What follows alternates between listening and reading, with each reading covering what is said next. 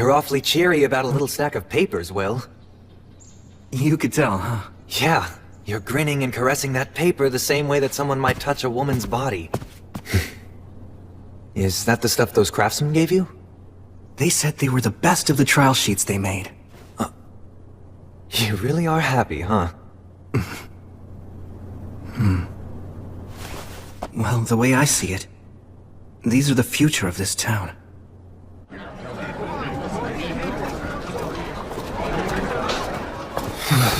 So cold. It's nearly the winter solstice. It's so busy here now. Yeah. 2 years ago, I left the city of the dead and followed the river north, until I found a deserted, half-sunken city. Now, 2 years after rebuilding began, people have given this place the name Torchport, the Port of Light. Hey, Will, what did you mean when you said that paper was this town's future? We have to do more than cut down the local trees and sell the lumber to white sales. Eventually, we'll run out of trees. So, we need to diversify the trade in this town. It'll pay off later on. And that paper of yours will do that? It's the first step and one worth celebrating. You know, you think like an elf sometimes. Oh. And you're the type that just lives in the moment. This is basically the end of the Earth. I could very well die here tomorrow. So I should do what I want today. And I'm pretty confident that most of the people who are living here feel exactly the same way as I do. I know. I want to change that. Well, maybe that's the exact reason why the Goddess of Light chose you. Huh? Here you are on the front lines, where you could die at any time, and yet you're talking about planting the seeds that'll grow fruit years from now. By the way, we heard from the Crown Prince of Whitesail's brother. We're invited to the New Year's ceremony. You gonna go? Oh, that's right.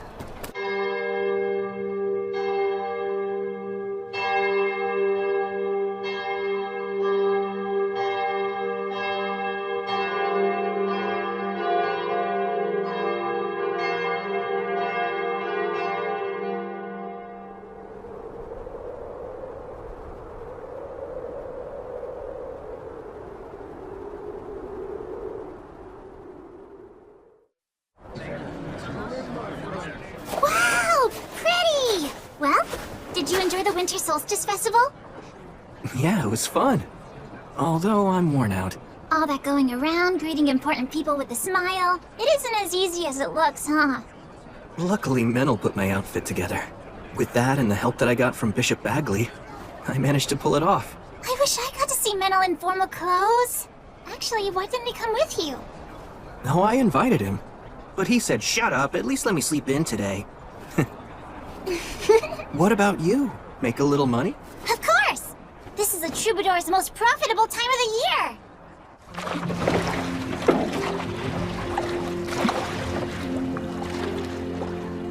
What's the matter?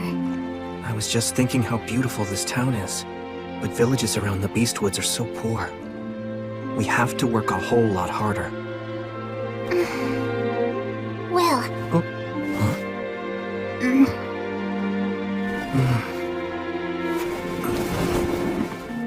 Huh? You worry too much. B. You know it's true. You can't help yourself. Well, I made a promise. I swore that I'd act as the goddess's sword to banish evil, and act as her hand to save those who are suffering. Listen, of course it's very noble of you to pursue kind-hearted goals such as those. But if that's the case, you ought to be trying to please the goddess more. What do you mean? Just think about it. What would you do if a villager brought you food to show his gratitude, but was so thin he could barely stand upright on his own 2 feet? I'd tell him that he should eat it himself. Don't you think the goddess would feel the same about you? Yeah. Thank you, B. To show my appreciation, I'll take you anywhere you want to go. Oh wow, that's an offer I can't turn down! Let's go! B, you sure about this?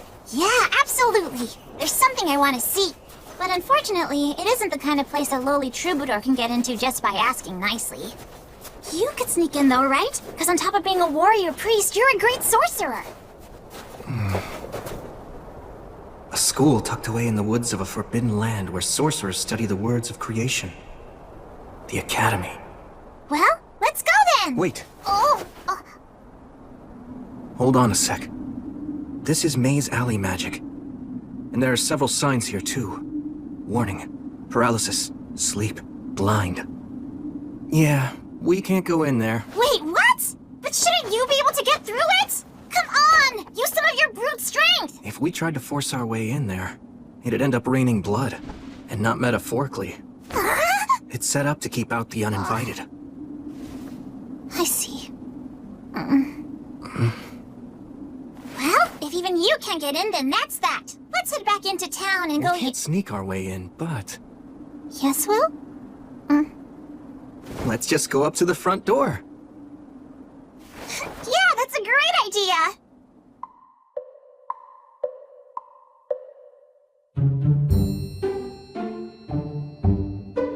Huh?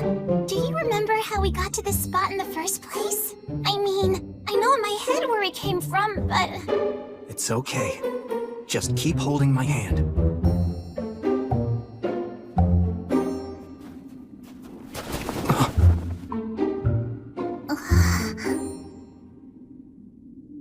Well, this is just being mean now. So, where do we go? Which is the right path? Ne, fronti crede.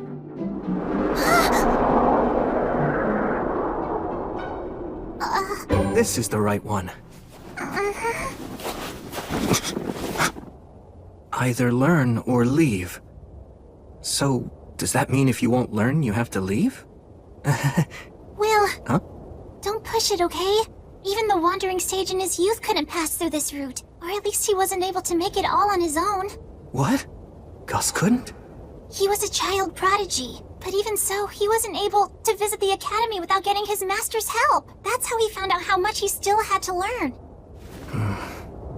I see. So even Gus couldn't get through here when he was young. What is this? A curse? Looking at it makes me feel really uneasy. I can't sense any mana at work here. But doesn't that make it even more suspicious? Setting a trap in something that's obviously questionable is a classic move. You're right. There's a sign carved in it that makes you feel uneasy. Man, talk about super twisted. I could write a song about this alone.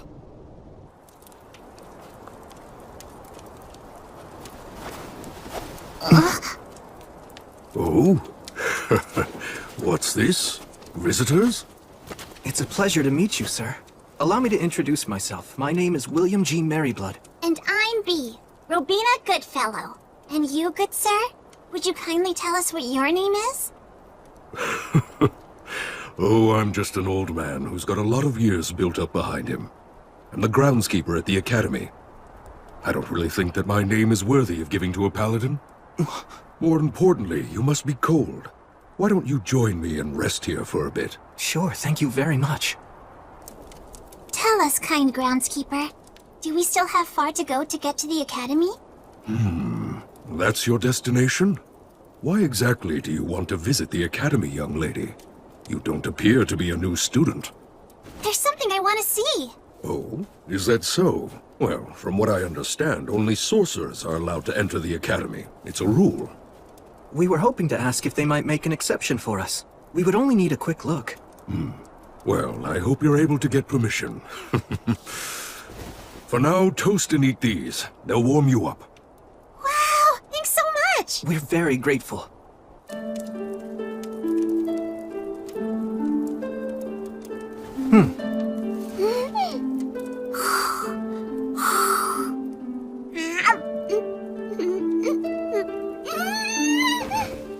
This is so tasty!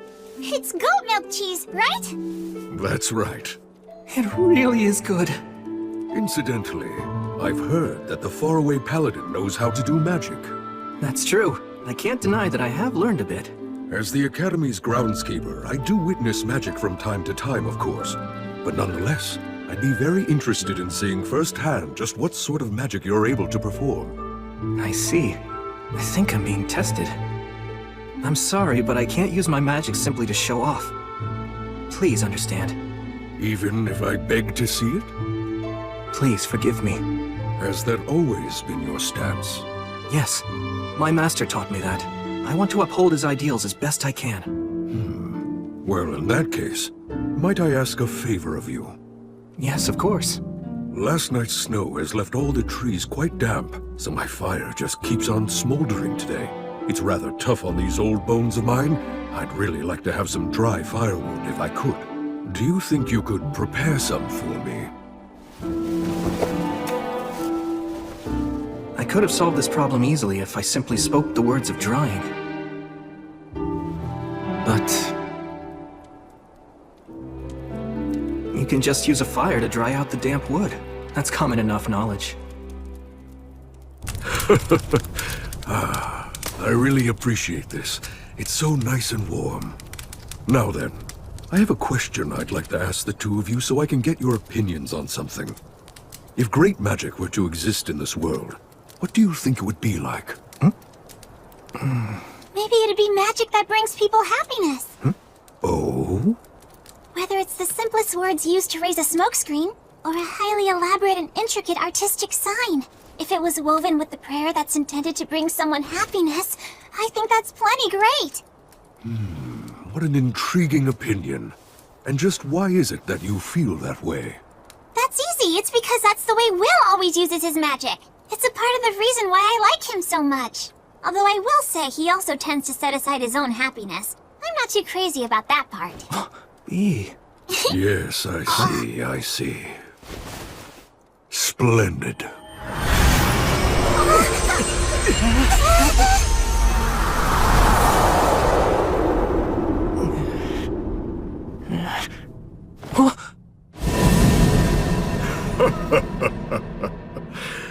Allow me to properly introduce myself. My name is Hiram. I am a professor at the Academy, and I'm also the Master of the Woods. And I serve as groundskeeper as well. Groundskeeper? I'll have to make a bit of a special exception, but I'll assume the responsibility and allow you to tour the Academy. Now then, young lady, what part of the Academy was it you wished to see exactly? Oh, well... Yes, I see. Of course. In that case, let's go.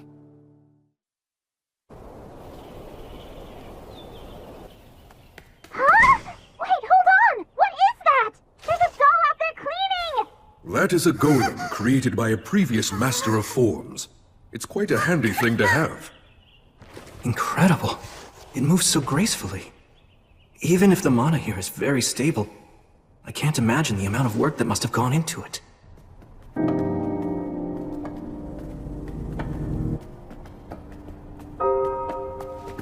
By the way, just how do you determine whether or not someone possesses a talent for magic? The words of those with magical talent have power behind them. Although both our words of creation and the everyday words that we use in simple conversation have the same roots.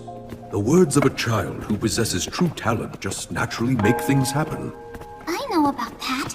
When a kid like that really puts their all into cheering for you, then you can feel an inexplicable rush. Or if someone who hates you says mean things to you, you can actually end up getting hurt.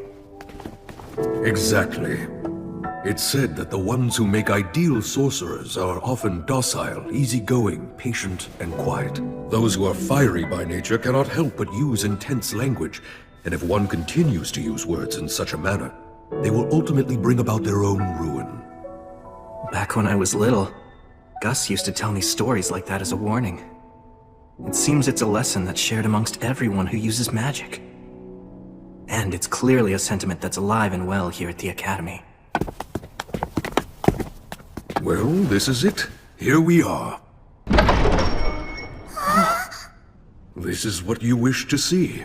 The Academy's library.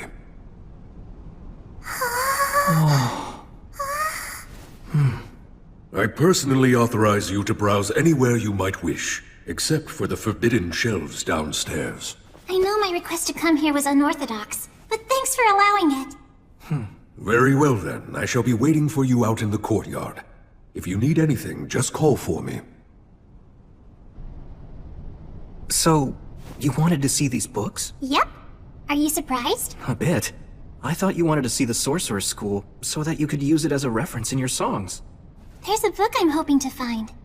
You want some help? I think I'll just search on my own for a while. I asked you to bring me here and now you're just gonna be bored. Sorry about that. An introduction to the history of magic. I learned a lot from Gus, but I wonder what's changed over the past 200 years that he wasn't even aware of. Huh? B? I'll carry those. Thank you. Huh? A record of Academy graduates and a collection of local historical records?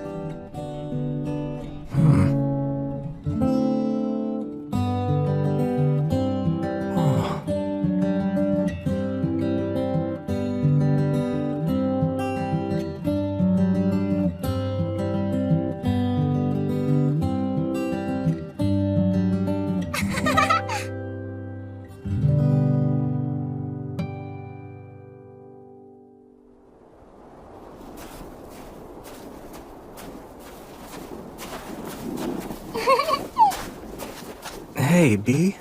Are you wondering why I was looking for books like those? Back in the past, a long time before I ever became a troubadour, I traveled quite a bit with someone else. She was a lady with dirty blonde hair and eyes the same beautiful blue as the sea. We ended up together only by chance, but we got along pretty well. Later on, I came to learn that she was an amazing sorcerer. Apparently, she was traveling all over the place searching for lost signs in any ruins she could find. But she was so nice that she took on a lot of people's problems along the way. It wasn't like she was famous or anything. But in certain places, she was known as a hero. I was having fun, so I made all kinds of detours to stay with her. When it was time for us to go our separate ways, we waved at each other and said, "See you later." But then, she died not long after we parted. I heard she died fighting to protect a town from a group of specters.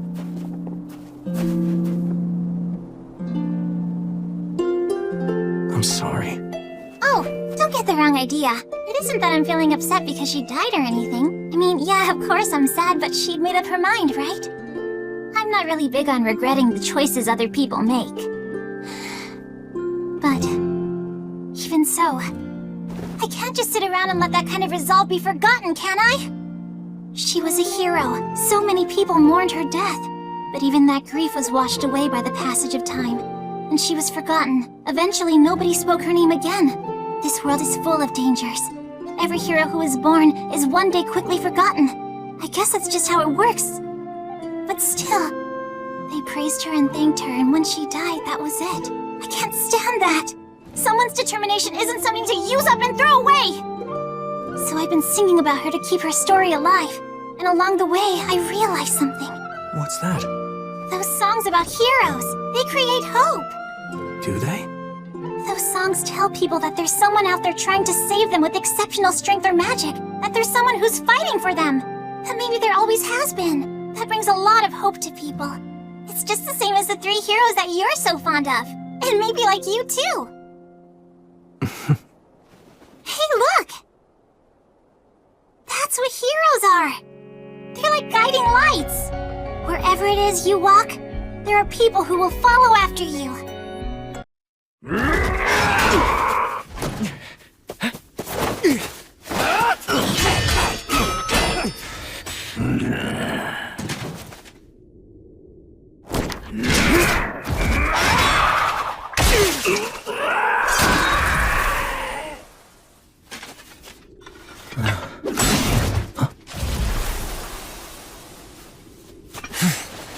Got a new sword out of it.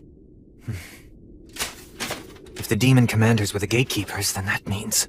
Yeah, it means the Lord of the Forest must be ahead.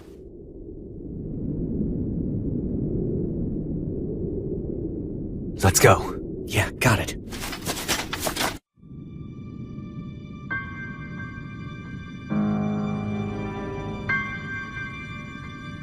So is that big tree? Yeah, he's the ruler over this forest's winters, the Lord of Holly.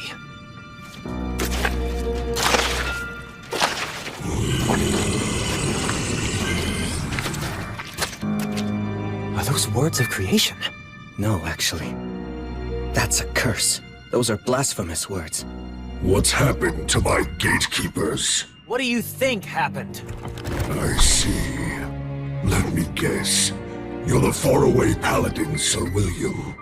And you are the one called Menaldor of Swift Wings. And you must be General Carnunos. If you two celebrated heroes have come here, we don't need to waste any time. I'll see to it that you die right here and now. A few days ago, on the summer solstice, I saw snowdrops that were blooming out of season. And that's where it all started. Crown Prince Ethel of White Sails asked me to find out why it was happening, so we came here to look into it. And that's what we found.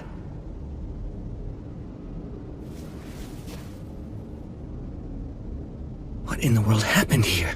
The forest. Huh? The forest has gone completely mad. This whole forest region is ruled over by two ancient trees. They're called the Lord of Oak and the Lord of Holly. They're trees. Actually, they're twin brothers. The Lord of Oak rules from the winter solstice to the summer solstice. Each solstice, they yield royal authority to each other, thus maintaining the cycle of the seasons. Then... It seems this time, the transfer of royal authority may not have occurred for some reason. It was disrupted on the summer solstice, so... It must have been the Lord of Oak. Great Lord of Oak, ruler of the forest. Why won't you give the Lord of Holly the royal authority? Nay, children of man, you have it the wrong way around. It is the Lord of Holly who will not accept the transfer of power. Why not? That I do not know. My communication with the Lord of Holly was severed, so the transfer of power cannot be performed. The royal authority is powerful and far-reaching. If it does not lie with the correct owner, it will only foster the spread of evil. It may only be a short time now before this forest suffers a fatal collapse. All right then, will you give it to me? what? Menel! Hear me, Lord of Oak. Please entrust your royal authority to me. I cannot. It may have been possible for the true Fae from the days of old, but because you carry human blood in your veins, you would not last even a month. Your very soul would be destroyed. If I'd have a month, then that's no problem. I can resolve the whole matter with him in that time. But why would you go to such lengths? I swore that I'd live my life looking forward, to atone for my sins. Through a friend who saved the soul of the one who saved me, I made a vow to the great goddess. There's no greater reason than that.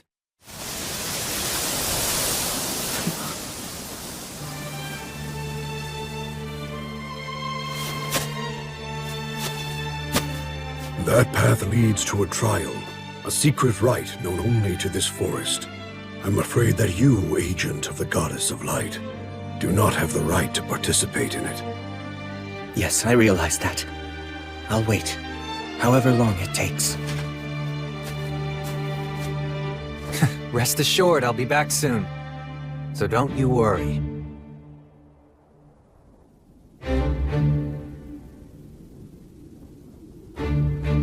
I don't know exactly what happened in there, or what trials awaited him.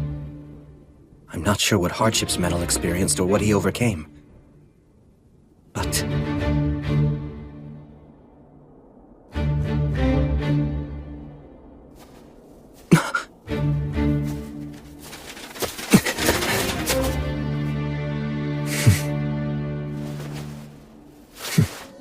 that was how Menel received the royal authority. Menel, you ready? You bet. You take him. Hear me, O Lord of Holly, twin brother who rules from the summer solstice to the winter solstice. I bestowed thee the power from your brother, the Lord of Oak, the power that makes a king!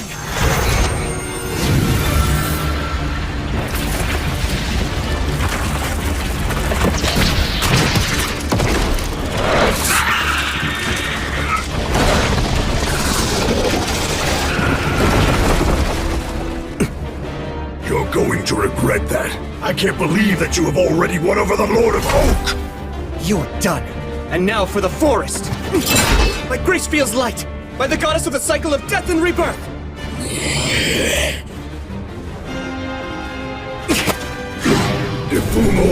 Tessere Oath!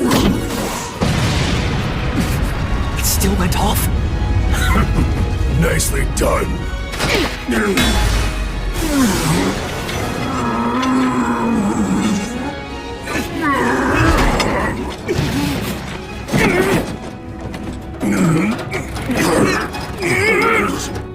Are you really human?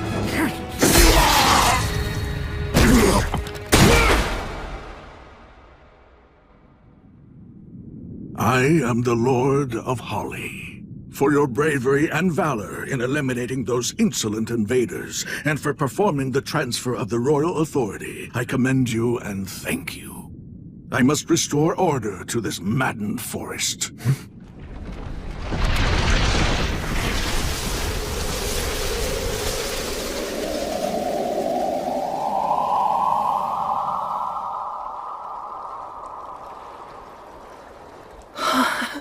He wields that insane amount of power as if he's just casually waving a hand. Child of both elf and man, you will be like me one day. Huh? You forged a contract with my brother, the Lord of Oak, after all.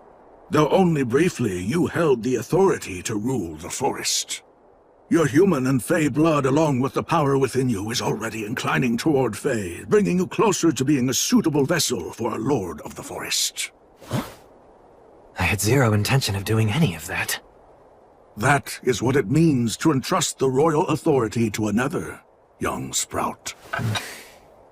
Worry not. This does not mean that you will transform right away. So long as you do not neglect your training, then it might well be over 100 years before you become a new Lord of the Forest. Can I refuse? It is possible. If you wish it, you may still die as a child of man. Make sure you give it plenty of thought. And you, child of man, disciple of light. Yes, sir. There is something that I must tell you. Do you know of the mountain range to the west whose rocks have turned red? The Rust Mountains? Is that what you mean? I'm afraid that in a future that is not so distant, the fire of Black Calamity will break out in the Rust Mountains. The flames will spread and may even consume this land in its entirety. What are you saying? Those demon beasts came here from the Rust Mountains. That whole land is now a nest of demons. It's a land where the enormous Lord of Hellfire and Miasma sleeps, making his bed from the riches of the mountain people. The Lord of Hellfire and Miasma? Whether you choose to fight it or accept it, be prepared. That day is not far off now. This is both a warning and an act born out of duty. Child of man and young Sprout, I promise you will have a bountiful harvest this autumn. The fire of Black Calamity.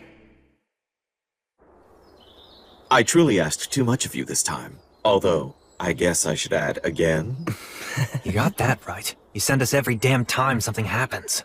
Well, keep in mind that the Paladin here is a retainer of mine, after all. And if I send for Sir William, I get a fine hero like you along with him. It's really quite a bargain. I'm not some market stall bonus. Perhaps not, but you are the Paladin's friend. Just as a person might fight for a friend, a knight fights for the people and also for his lord. Am I mistaken? Service, devotion, loyalty. That all sounds nice on the surface, but what's the reality? Overburdening someone breeds discontent. What if the next time you need them, they don't want to help? Yes, that is true. I wouldn't want the Paladin to run away from me. So I have to make certain to compensate him very generously to ensure that he sticks around. Exactly. That's just the kind of attitude that you need. It's important. I'm sure that it makes him feel good about demonstrating his loyalty. I'll give you money and whatever goods you may want later on.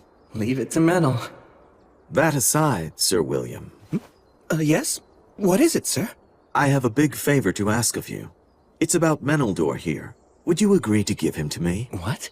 He's a very talented fairy user as well as a masterful hunter. Plus, he's a half-elf who doesn't age, and he doesn't mince words with me. So, yes, I want him. I truly do. But, Menel isn't property, Your Highness. Apologies, Your Highness, for making you wait. Thanks for coming, Bagley. Good to see you again, Bishop Bagley. Ha! Victorious yet again, I suppose. My word, hero. After all the flattery for your peerless acts of valor, I thought you'd have become reckless and lost at least once by now. Moving on now. Why don't you give us your report on this incident, Will? The fire of Black Calamity will break out in the Rust Mountains. The flames will spread, and may even consume this land in its entirety. That's what the Lord of Holly warned us of earlier.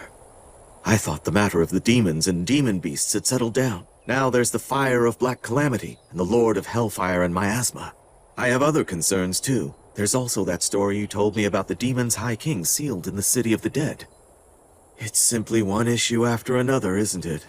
Honestly, never a dull moment here.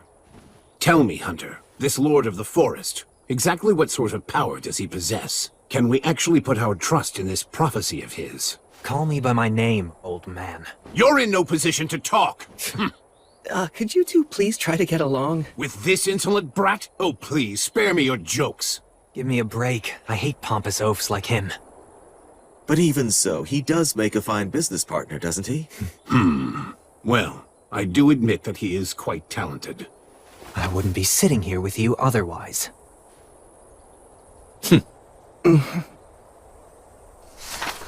Here, look at this. The Lords of the Forest rule the entire region adjacent to this ley line. A lord can be a spirit dwelling inside a great tree or rock, an aged beast that's acquired intelligence, or one of many other forms, but regardless of their appearance, they've all lived for at least a century or two. Essentially, they're a forest's heart and mind, and they know everything that happens within their domain. If a prophecy is from a lord of the forest, then there's most likely solid grounds to support it. It's more like a forecast. In that case, this seems like a matter that we should treat as a high priority. Yes.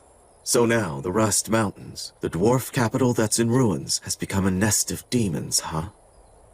That's perfect! Because that means we can fight them with our full force. Look, we know exactly where the problem is. A desolate, hostile land with no innocent bystanders. Which means, this case is perfect for me. Yes, that's true. I suppose you're right. Would you handle this matter, Great Paladin? Yes, of course. Oh, for the love of... If a Lord of the Forest promised you that there'd be a bountiful harvest, we can assume that we're safe until autumn at least. First, we should gather information. I'll ask my troubadour friend, and talk to the dwarves living in Torchboard as well. Can I entrust all of this to you? Yes. For the time being, this matter must remain a secret held only between the four of us. Right, not a problem. I'm sure it'll all work out. When you say it like that, it makes me feel like it actually will. Just don't get cocky after all this hero treatment and let your guard down. You want to know about the Rust Mountains? Yeah. I want to learn everything I can about them. A troubadour song doesn't come for free, you know. What's my info worth to ya? Tell you what, if we end up having to go to the Rust Mountains, you'll be the first to know any stories we hear. Is that good enough for you? Okay, that's an offer I can accept. First of all, 200 years ago, the Rust Mountains were known as the Iron Mountains. They served as the home to the Iron Country, which is the nation where the dwarves once lived. They were mountain folk who followed Blaze, the god of fire and technology. It was a powerful country that used to be included as a part of the Union. The Iron Country, huh? But then, it was lost in the Great Uprising 200 years ago. The dwarf leader, the monarch of the mansion on the rock, led his men to stop the demons' advance. Many powerful warriors battled against the demons, but they all died fighting on the mountain. A lot of blood was shed, and many weapons were shattered. And then the mountain became the demon's nest. Then at some point afterward, the area became known as the Rust Mountains. Was that because that's what happens when iron dies? The details have been lost. Not even the songs about the battle have survived. There isn't any real information about it. Why's that? Because all of the dwarf warriors and citizens were basically wiped out. And also, no one will mention the fate of any dwarf who fled the country. It was just too cruel to talk about. Half a year ago, I remember we took in a group of dwarf refugees over at Torchport. I'll never forget it. They had a look of utter exhaustion in their eyes. It made me realize that just one wrong step, and that easily could have been us instead. Manuel, you... Everybody knows what terrible things can befall people who are driven out of their homeland. That's why none of them want to talk about their home, or bring up anything about what happened in that final battle. I can understand that. Anyway, that's really everything I can tell you about it. I'm sorry. No, don't be. You've been really helpful. But you know, Will. If you were to approach them with the understanding that you have now, they just might be willing to talk. Especially since it's you. Good advice. Thanks so much.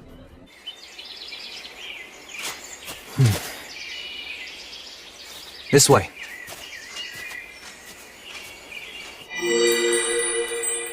This is the fairy's path. You sure this is the right way? Yeah, I can tell. I mean, I can tell now, at least. Because of the royal authority? Apparently, although it's not like I asked for it. You know, if you and I end up getting separated, then I'm done for. Oh, don't worry. There's no way I'm going to lose you. If you wander off, I'll just drag you back. Really? You can do that too? I was planning to train myself to do this. But hey, whether you get it for free or work for it, power is power. It's really all the same once you make it a part of yourself. This is amazing, though. I mean, you are going to become a lord of the forest someday. Well, maybe in 200 or 300 years. It could even be more. It'll probably be somewhere around there. I'll be long dead by then. That's true. Maybe I'll be the one who maintains your grave, and I'll be able to see how your kids and grandkids end up too. Huh. I hope everything will have settled down by then. Wait, you've been planning to do that? Yes, that's right, I have. I have all kinds of debts to you that I can never repay. At some point along the way, all half-elves have to make a life-altering decision. To live in perpetuity as an elf alongside the earth and water, almost like the Fae do, or to live a more human life, fleeting like a flickering fire or gust of wind. That's the fate of those born with both bloodlines. And my choice is to see what becomes of your accomplishments. I might not be able to do anything all that great, though. Oh, come on, you're already enough of a legend. I'm sure you'll keep on making more legends, even with that spaced-out look on your face. I'll be fighting by your side, so somehow I'll have to survive until your life ends. And then, it might be nice to wrap it all up by fading into the forest. Of course, first I'll have to say something totally cool to make myself look good. I bet you'll be a legend. Yep, the both of us. Doesn't sound too bad, right? Yeah.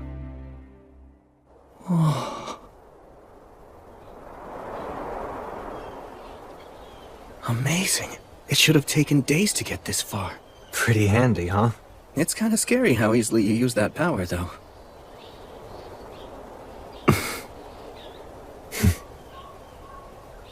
Well, we made it. We're back at our home in Tor. If you notice any... Huh? Hey, Will! Mantle! The Rust Mountains, huh? It sounds to me like things have gotten awfully troublesome. We were hoping the dwarves might know something useful that could help us out. So, I know that some new immigrants have arrived recently. How are they doing? Well, they seem to have settled in nicely for the most part. Well, that's good to hear. A year ago, when I said that our city would support the new dwarf arrivals, it made a lot of the citizens feel wary about the whole situation. Well, after everything that those guys have gone through. Their leader's name is Ognar. Maybe he would be able to tell you something useful. Maybe so. I'll go to see him tomorrow. Listen to me, Will. Today we are going to discuss the spirits. Through the words of the Creator, even before man or the gods came into being, water, fire, wind, and trees came into existence. Every one of them possessed a definite will of their own. And those were spirits? That's correct. And because they had their own will, they chose to divide themselves up into two groups. One aligned themselves with the unstable phenomena that are the lords of the sea and forest, choosing to live long lives. And the other chose the human way of life, opting for definitive lives and deaths as beings with bodies of flesh. Those affiliated with wind, water, and trees consulted with the goddess of the forests, Rhea Sylvia, leading to the birth of the elves. The spirits of earth, stone, and fire longed for human craftsmanship, so they consulted with Blaze, the god of fire and technology. This resulted in the dwarf race. That's the reason why dwarfs are such excellent craftsmen as well as being superior warriors. Yeah, those guys are the real deal. Tell me more about the dwarves! Please, Blood! I'm not sure there's much more. They can be a rather quiet lot, but they know what the meaning of true courage is. It's constantly on their minds, in fact. What is? Making sure they know what's worth fighting for, even if doing so means throwing away their own lives. When they go into battle, it's like their souls are on fire. They have no fear of death. I have genuine respect for Dwarven warriors. The ones that I met and did battle alongside, at least, they were true warriors.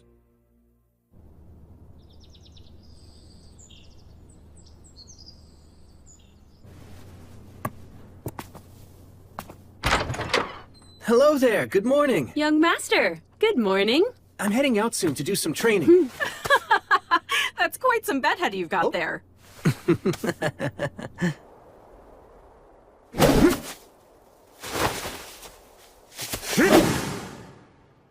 As usual.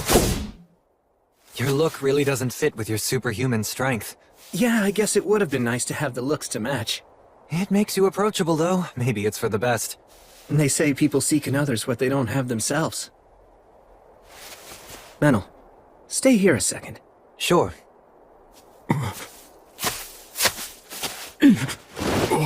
Hey there, good morning. Yeah, good morning. So, would you like to watch? Hey, what are you doing? Who are you? I haven't seen you around before. What's your deal? If you're that interested, just watch us.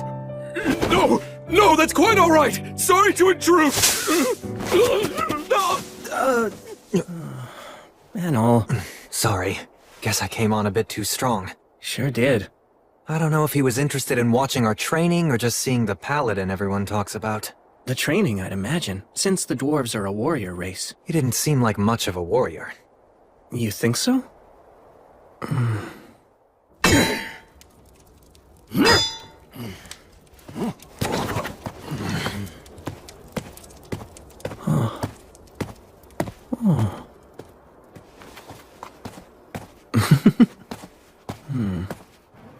Welcome! Thank you for coming here to see me. I'm sorry for visiting you on such short notice. Oh no, it's no problem at all. Besides, there's someone that I wanted to introduce you to. He represents the immigrants who've recently arrived in this city. He's actually my granduncle. His name is Grendir. At your service. I serve His Highness the Crown Prince Ethelbald Southmark. I've been entrusted by him with the duty of governing Beastwoods. My name is William, sir. So you and your people, why did you come here? We came to die. Pardon me. Uncle Grendir, you're only going to upset him by speaking so frankly. We haven't much longer left in this world. Our only wish now is to die with our eyes on our homeland. Uncle Grendir is one of the last survivors from the mountains to the west.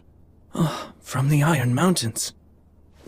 I gaze at those mountains from this great distance, dreaming of the day when we can reclaim them, and hoping such a thing is even possible. I know that I'd be able to die happy if that dream would only come to pass. While I realize that this may cause you some inconvenience, I would be willing to do any kind of work if you could just allow me to stay in some little corner of the city that... Please just rest at ease. I'll do everything that I can. I promise that I'll protect all of you from injustice. Thank you. Thank you so much. 200 years ago, there was a monarch who ruled in the Iron Country. Short and frail, he wasn't very proficient in the martial arts and preferred to spend his time writing. His name was Arvanger, the last king of the Iron Country. He presided over an age of peace. The land was blessed with prosperity and well-being. But then, a storm came. From the depths of the abyss came an invasion of demons that was led by the High King of the Eternals. When the fires of war encroached upon the Iron Country, an emissary from the demons appeared. It demanded that our people agree to follow the High King. Today's our last day to respond to their demand. If the only difference is who sells us weapons, does it really even matter? Those demons can't be trusted! We must fight them to the death! But if we're dragged into war, our children will die! What are we to do? I will make the decision.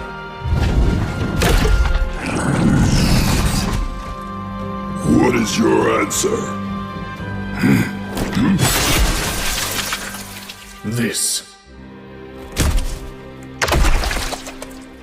This is the iron you and your brethren wanted. Come and take it! The dragon is coming! Alakirka will destroy everything! I will not allow it.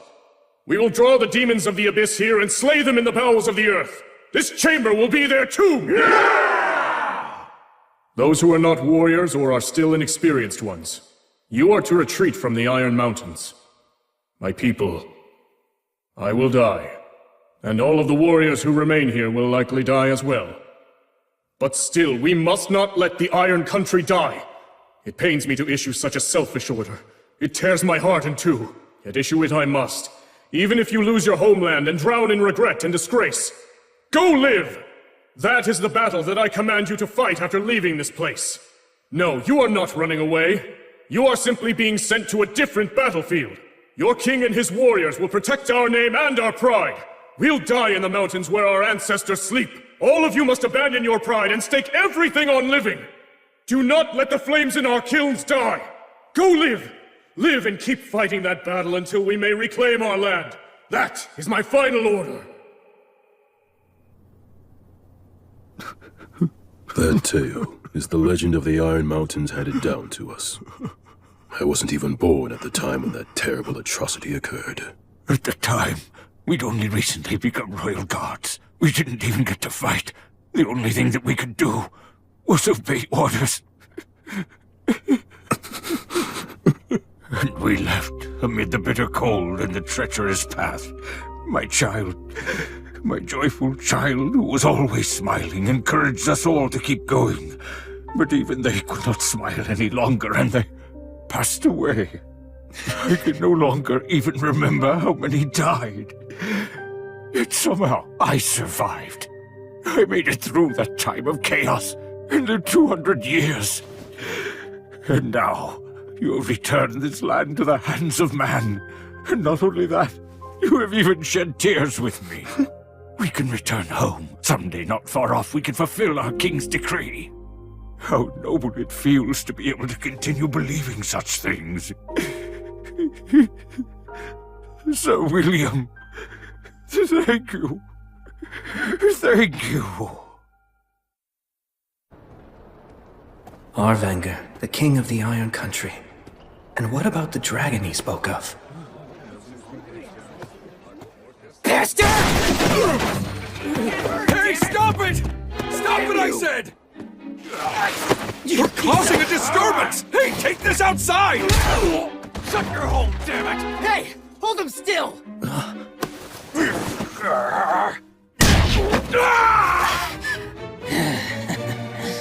That's enough. Shut up! What the hell? I won't let you take this any further. You two have just had a bit too much to drink, right? Sorry for the disturbance! Take this and spare us!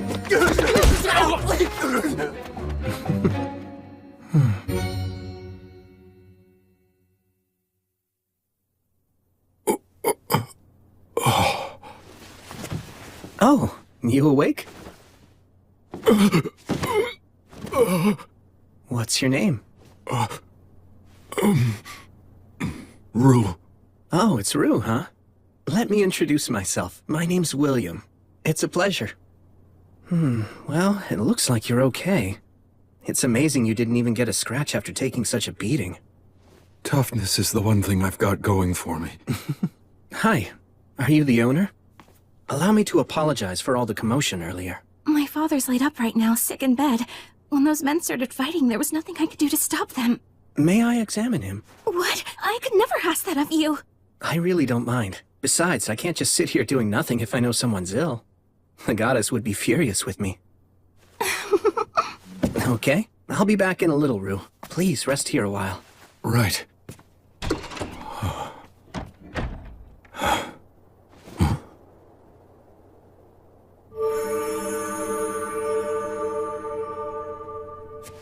Okay, you ought to be just fine now. Thank you so much. I received this healing power from the Goddess of Light. So you should thank her. Yes, of course! Oh, wait. I have an idea. Please let us provide a nice meal for you. Yes, please! That would be great. To tell you the truth, I actually forgot to have dinner tonight. Huh? What are you doing? Oh, wow, amazing. It's really nothing. Not compared to what you can do. You're so strong and courageous. Don't do that. Don't say things like that.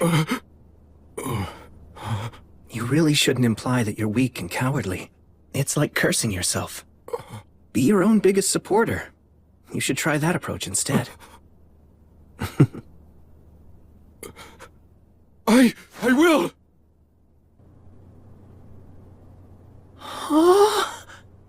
Enjoy it before it gets cold. Thank you very much. Earth Mother Mater, and all of the virtuous gods, as we now partake of this meal, we give thanks for your grace. Please bless the food before us. Now then, cheers. Yes, cheers.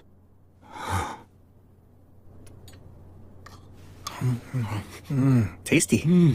Yeah. Tell me, why were you here anyway? Well, you see, I just migrated here, and I guess I kinda wanted to get my bearings. So I was sort of exploring. There's nothing unusual about wanting to look around. Yeah, but all the other people in my clan have been keeping busy. You're talking about Grender? You don't need to worry about that. Actually, I just happened to come from speaking with him in Agnar. You are remarkable. You're just so strong and dependable.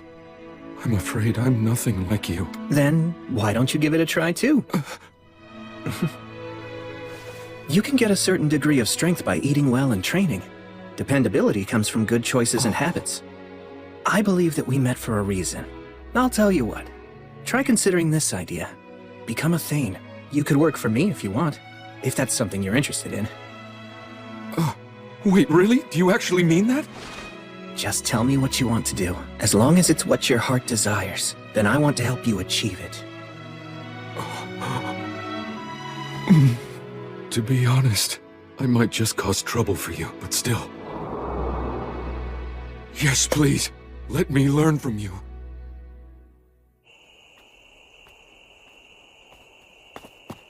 Huh?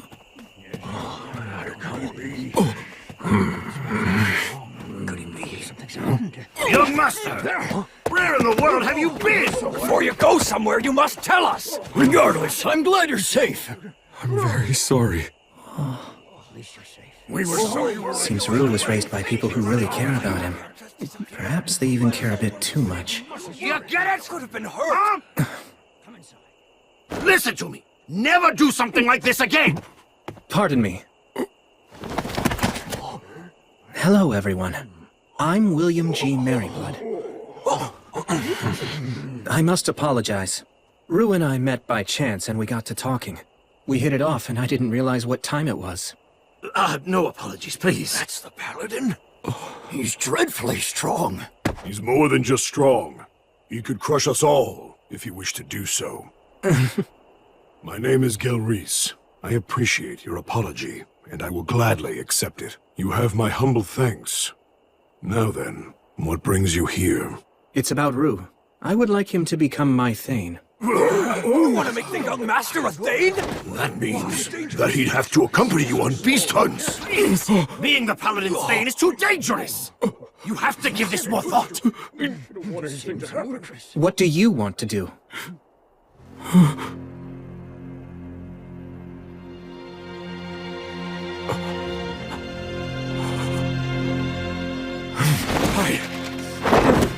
What I want is to learn from him! To learn what a warrior is! To find out what courage is! To discover it with my own two hands! If I never confront danger, or never even take a single step on my own, what can I ever know about being a warrior? What can I really know about having true courage? It's simple. I want to be someone I'm not ashamed of. For our ancestors! If I know nothing of battle, or of courage, or of conducting myself nobly, can I call myself a dwarf? It's final! I've no intention of ever reversing my decision!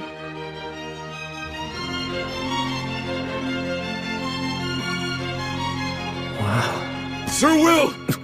I beg of you, accept me as your Thane right here and now!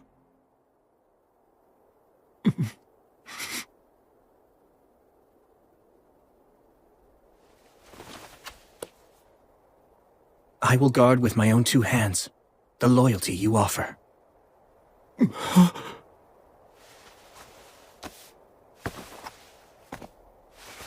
As you just heard, Rue's given me his oath as a Thane. And so, as the knight that he now serves, I will gladly listen to what you have to say. Our young master will be the faraway paladin's Thane. So be it. You're agreeing to this? He's never asked for selfish favors. He's always respected the predicament we have lived in. And as he just said, this is what he wants. All right. I will explain the situation to Grendir, young master. Oh, thanks so much. But still, know this. From this day on, you can consider yourself to be like a dead man to me. But why? Since you've entrusted your loyalty to a great warrior, you must never value your life above his. Serve him faithfully, prepared to die for him without hesitation if it ever becomes necessary. You understand? Yes, I understand! Grendir and I will check in later to see how things are going. Take good care of our young master. Of course, I most certainly will.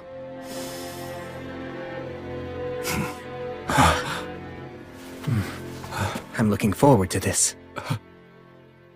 Yeah! Let's talk about your pay now.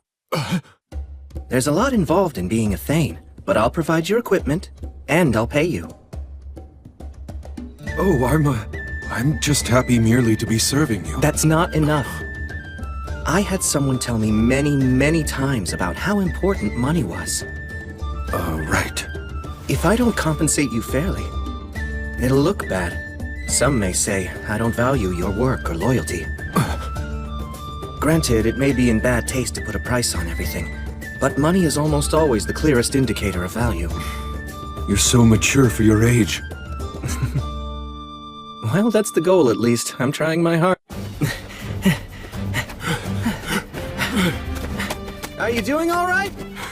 I'm just fine! Great, we'll do one more lap then. Okay!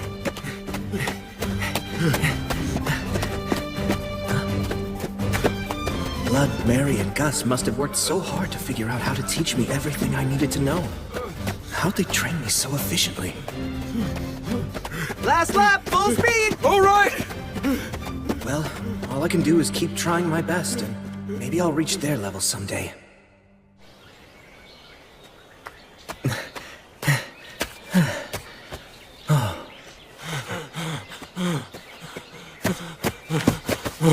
Good hustle. Do some light walking to catch your breath, and then we'll start strength training. Right. Strong muscles are the most essential foundation of combat. My master said you can solve most problems with brute force, and you need muscles for that. I see.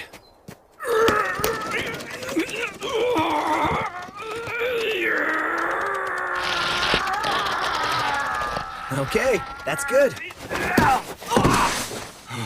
That's enough strength training for now. Will we do this every day? Yep, we worked on your arms this morning, but we'll alternate our training.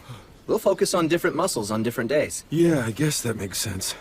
Actually, later on, I'd like to do some practice swings with you to check your footwork and how you move your body. Uh-huh. But first... I think you guys met before, but let me introduce my friend, Menel. Hey. Oh, yes, hello! So, I guess I should say I'm sorry for scaring you the other day. Oh, that's okay. So from this point forward, Menel will join your training sessions. Also, I'll be asking him to work with you whenever I'm away or unavailable. Right! I appreciate your guidance. Sure thing. I need to go and attend an assembly. After that, I'm going to go check on the people who we treated earlier. I'll let you take over now. Fine. Okay, let's start with practice swings. Right! Okay, I'm counting on you then. No problem. I'll take care of it.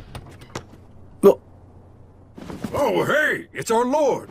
Ah, well, good to see you.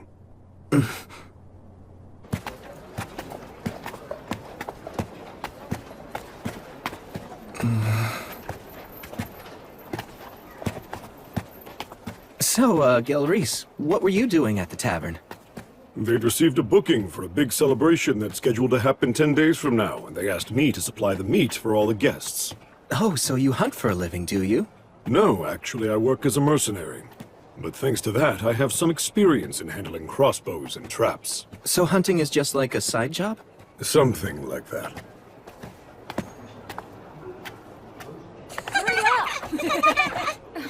That's right. Not so fast, kids. Okay. It's truly a fine city. Yes. People from many walks of life work to make it that way. You know, Paladin. Yes? There was a time when I was a warrior in the service to the Iron Country. I was inexperienced as a fighter, so I wasn't granted the honor of dying in battle beside our king. To fulfill our king's final command, we took up weapons and worked for many different employers to get by. Contentment was not easy to find. We traveled across many lands before finally arriving here in this city.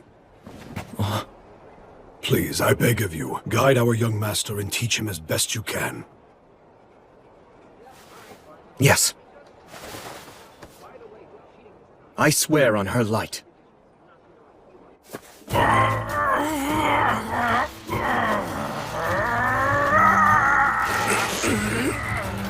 Tell me, is this your full strength rule? Surely you've got more in you than this! This is your best! We're done. I'm afraid you've lost. Getting used to pain is just another part of training. How did you do that incredible move? You mean that last one? Hey there, Menel. Come over here. As your test subject? He'll understand it easier if he can watch it. I'm sorry to trouble you. Damn it. Alright, fine. But you'd better make it a clean throw, you hear me? Hold on. This should get Bishop Bagley to start an investigation. The fire of Black Calamity will break out in the Rust Mountains. The dragon is coming! Albuquerque will destroy everything! You give me no choice. Although I detest this dragon's power, I must use it! Tough scales. And an enormous body. The inborn ability to use words of creation. The dragon Valakirka. The dragon's power is second only to the gods. Back when I fought what was the mere echo of a god, I was nearly killed at one point. Things were bad enough with just an echo. And now, an echo and a dragon. I don't like this. It scares me. Don't lose your nerve! Come on! Again! I'm wearing armor, so why would you hesitate to attack? Good grief, I think you might even be more naive than Will. So what's the matter? You giving up already? You gonna run home with your tail between your legs? No, I'm not done.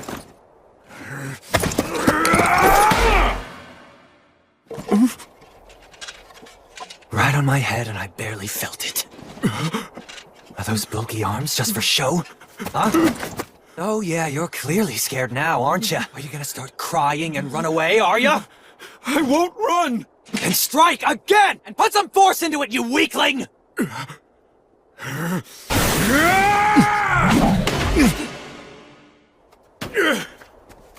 Always reliable, that Menel.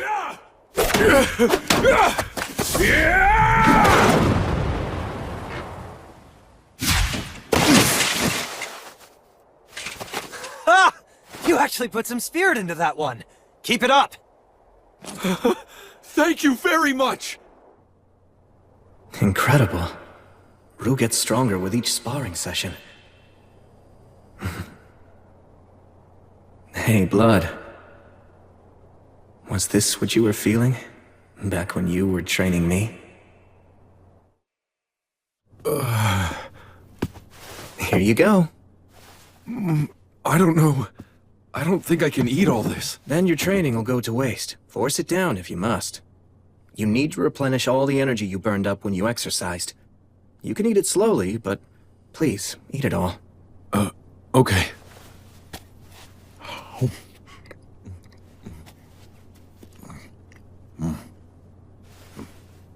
So, I just wanted to say thank you once again.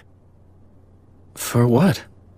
Well, first of all, for allowing me to become your Thane, and second, for the training you're giving me. You even pay me and provide me with food, and for all of that, I'm extremely grateful. Are you aware of my background? Well, I have some idea, I guess. You see, I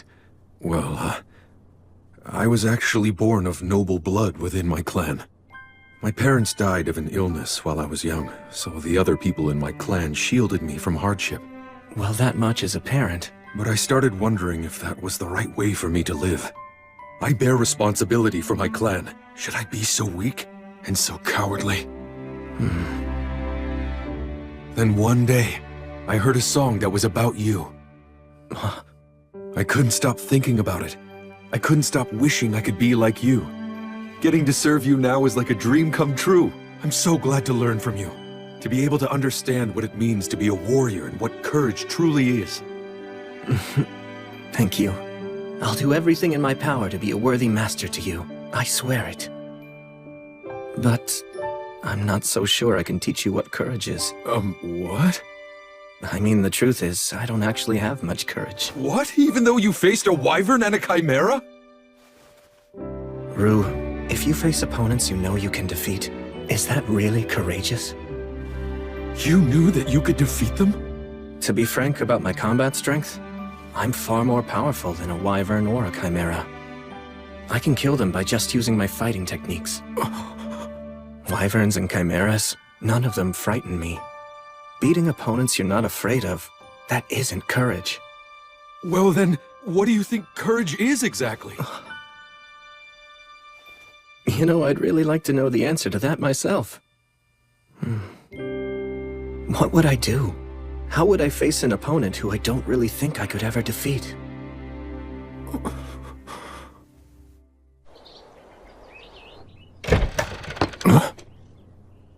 I have returned.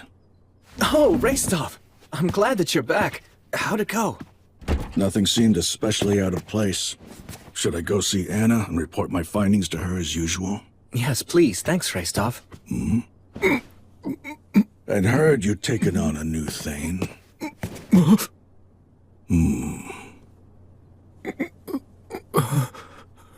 You're too hunched over. Your shoulders are too far forward. It makes you look weak. Pull in your chin, straighten your back, clench your teeth together. Don't let your eyes dart around. Look someone in the eyes or look at their mouth when you're talking to them. Right! That's good. Or at least it's a little better. My name is Raistov. What do they call you? Rue! I see. And what do you think of William? I respect him! Then make sure you don't do anything to damage his reputation as your master. Keep your eyes facing forward, and always stand up straight. Right! When you speak, do so with confidence, and choose your words carefully. If you can't do that, stay silent. Got it? Yes! Was that okay? Of course. I was actually planning to ask you for your input. Good then. You said your name was Rue? Well, be prepared. I'll be butting into your training. Right! Oh, that's right. Hey, Raistov. What is it? Let me ask you, what do you think courage is? I don't know what's been going through your head, but as long as you keep thinking like that, you'll never know. I guess you're right. I kept an eye on the Rust Mountains for a while, but throughout the summer and fall, they were as peaceful as could be. Just as the Lord of Holly promised, the forest was plentiful, which made everyone happy. When the time was right, the city even held a festival for the wheat harvest. The third winter that I'd spent in Torchboard was drawing ever closer.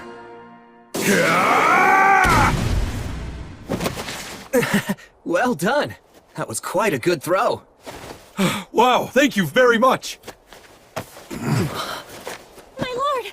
My lord! Sightings of undead were reported. Sorry it happened again. It's fine.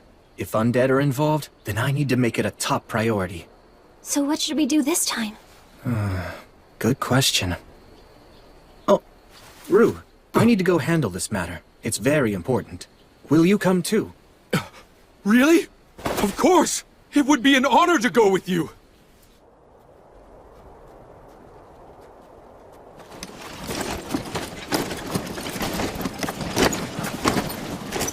And one more thing. I've heard that dwarves can see in the dark, but don't rely just on your sight. Yes, understood.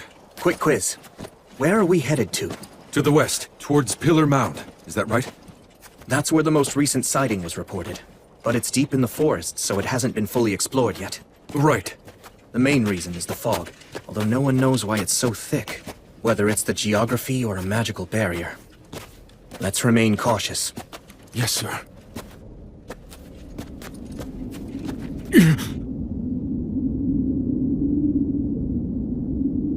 It's, quite eerie, isn't it?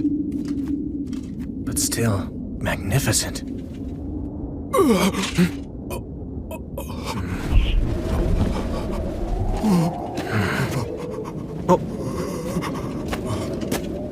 Sir Will! It's all right. Look closely. What is that thing? A gravekeeper, I think. A gravekeeper? This place is a burial site. Really? It is?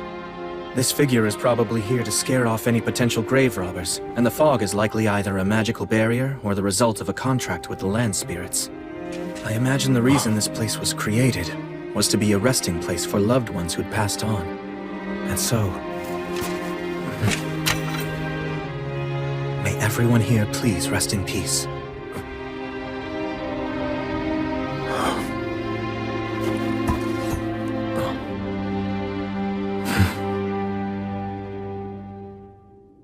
So, if the undead were spotted here, where'd they go? Considering this is a burial site, I'm beginning to think chances are that someone was merely seeing things. But I'd imagine that the undead are more likely to show up at burial sites. Why's that?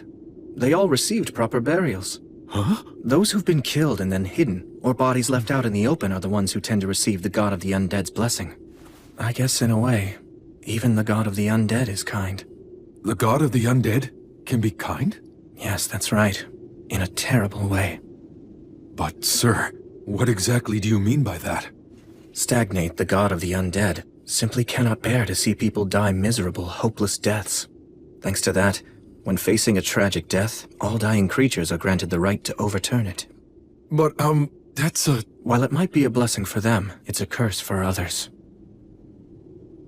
But still, this remains a core belief of Stagnate's. That no one should ever have to die in misery. And if they do, they can overturn their death with the radiance of their soul. Sir Will, you, seem to know quite a lot about all this, don't you? To meet a real echo of Stagnate, surely you've never really encountered one of those before, right? Perhaps what you encountered was a herald instead. Sir, why won't you look at me? Well, I mean, how do I put this? Please don't laugh right now! It seems like someone was just seeing things. So then our search was all in vain? Is that? Rue, over here. Does this lead to the interior of the mound? Let's go look. Right. I don't see anything. Lumen. Flammo Ignis. Here, carry this one, Rue. Understood. How come we need two types of light, though? When you're going up against an opponent with no night vision, what's your first target? Okay. Let's go. All right.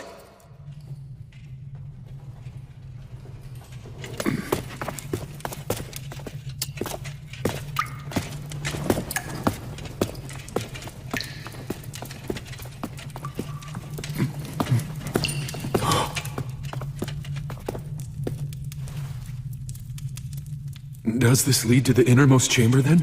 Yes, it's through here.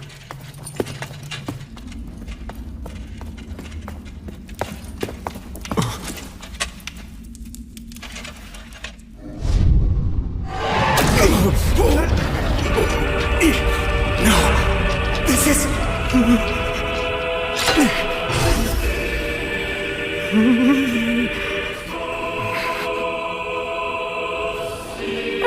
Welcome. This is my home for now. Has it really been 2 years, Warrior of the Light? Stagnate, it's you.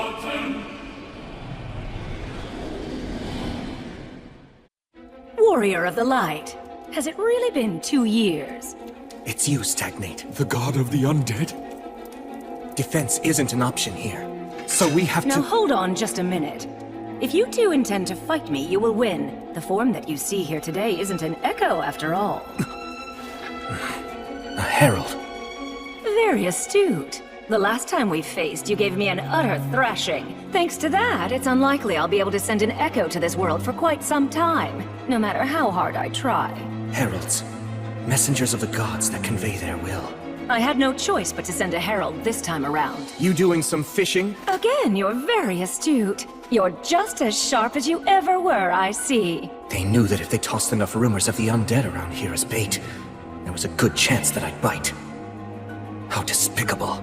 Regular fishing is despicable as well, at least from the fish's point of view. But then, that's just how gods are. It seems that you're not here seeking revenge for our last encounter. First, an apology. Apology? The echo that you faced last time behaved shamefully in its dying moments, and for that, I am deeply ashamed. Newborn echoes tend to be very emotional and irrational. They act impulsively, and in general are rather infantile. Still, that's no excuse. The god of the undead is apologizing? You know, young dwarf, that powerful warrior you're with actually managed to kill me. All that stabbing and being stabbed, what a fiery night it was! I wasn't aware that gods had such a fondness for jokes. Look, just tell me what you want. You're no fun. I mean, really, would it kill you to humor me a little while we chat?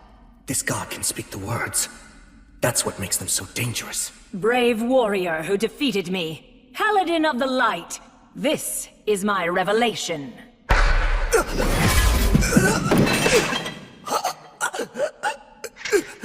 Sir Will! William, armed with the blessing of light, you will face the dragon, and you will die in defeat. If you don't wish to die in vain, don't fight the god's sickle. Don't face the evil dragon Valakirka.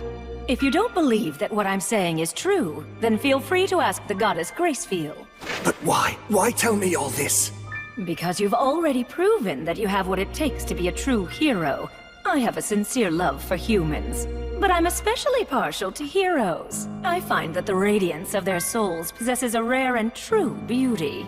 That's why I wish undeath and eternity for them. I simply cannot bear to see their souls dragged down by the fools of this world and lose their radiance to bitterness and regret. And I'd hate to see you killed by the likes of a vulgar beast such as Valakirka. Vulgar beast? During the Age of Myth, back when I was still on the side of good, I met him once. The evil dragon Valakirka, known as the God's Sickle. He fought not for any particular beliefs, but merely for the sake of victory and plunder. I'm surprised that the virtuous gods would be willing to employ him. If a mercenary isn't on your side, then he will end up on the side of your enemy. Soon after that, I betrayed the virtuous gods for the sake of my own beliefs. Many remarkable battles were fought, and several of the old gods ended up leaving this world. It's the same myth that Gus told me. But he was different. You mean... the dragon is actually a remnant from back in the Age of the Gods? Correct. And he's remained a mercenary ever since then. And that includes during the Great Uprising led by the demons from the Abyss. The Great Cataclysm 200 years ago, and the end of the Union Age. He was hired by the demon army, brought about the fall of the Rust Mountains, and then fell asleep. See, his wounds from the battle were too severe. Wait, hold on just a moment! His wounds from the battle, you say? My ancestors. Ah, of course. You are a descendant of the mountain people? I am! Well, perhaps there really is such a thing as fate after all. All right. Then for you, descendant of the Iron Country, I, Stagnate, the god of the undead, shall reveal the truth. I'm sure you've heard of Arvinger, the king of the Iron Mountains. He was also a true hero. Be proud. Kaldon, the famed sword handed down through generations, took an eye from the evil dragon who survived from the Age of the Gods. Wait, is that true? It was exhilarating! He was truly a great hero. I'm so glad. I'm so glad. I wouldn't have expected such kindness from an evil god. But this is a god who distorts the rules of life and death, and brings about disaster because their emotions drive them. William, in time, you may very well surpass even Arvinger's great achievements and succeed in slaying Valakirka. But now is not that time, I'm afraid.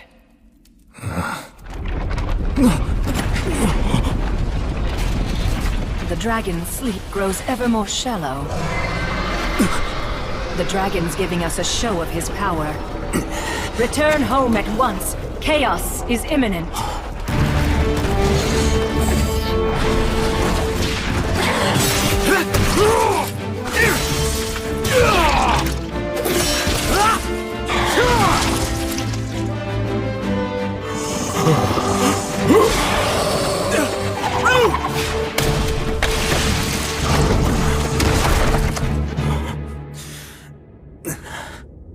This is the cry of the dragon. It also goes by the name, the Dragon Roar. The overwhelming might of a ruler, which strikes fear into every living thing.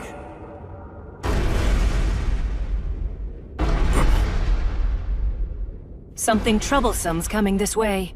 Even you will likely struggle some with this foe.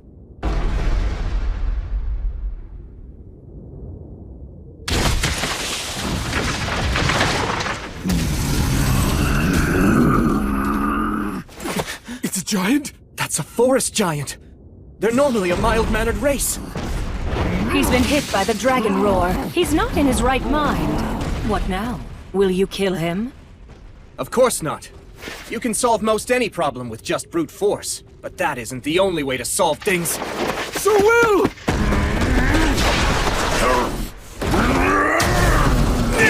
This is nothing!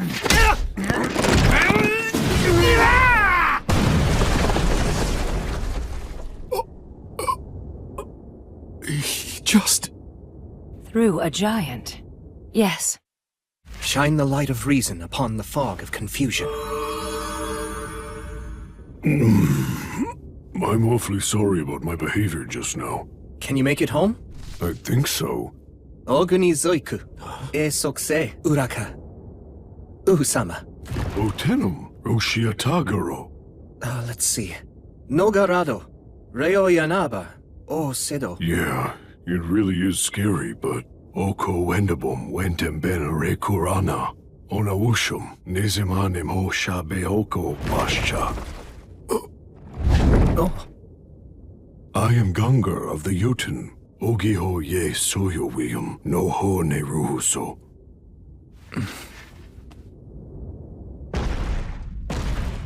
Wow, I've never even seen a giant before. Yeah, me neither. Yet you speak their tongue? My magic teacher had immense knowledge and an amazing memory. You saw it. That is the power of the ancient dragon that even the demons fear. If he awakens and tries to bring about another uprising, then you will have no choice but to defeat him. But you won't be enough. I should have people sacrifice themselves? Even as a foe?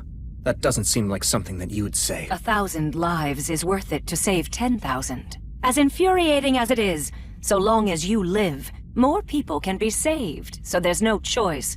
As bringer of the light, the faraway paladin should think long and hard on it. Farewell. Soon enough, we will meet again.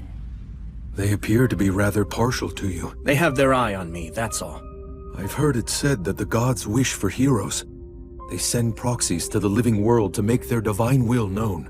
You are the hero who symbolizes the goddess of light. Is that why? The god of the undead wants me to feel indebted to them. Well, knowing that, what are you planning to do now, Sir Will? Good question. I wonder what I should do. The effects of the Dragon Roar caused a great amount of damage throughout Beastwoods. In order to take in people who lost their homes, to treat the injured, and to subjugate the demons now running rampant, I sent adventurers out across the land. If the dragon were to awaken and happen to fly this way, it would most likely destroy not only Torchport, but Whitesails as well. There's no doubt about it. The evil dragon is accompanied by high-ranking demons. I sincerely doubt that you can defeat them on your own. Of course. There's nothing shameful about running away. I'm sure you wrote that under the assumption that I'd be the one going. That right, Bishop?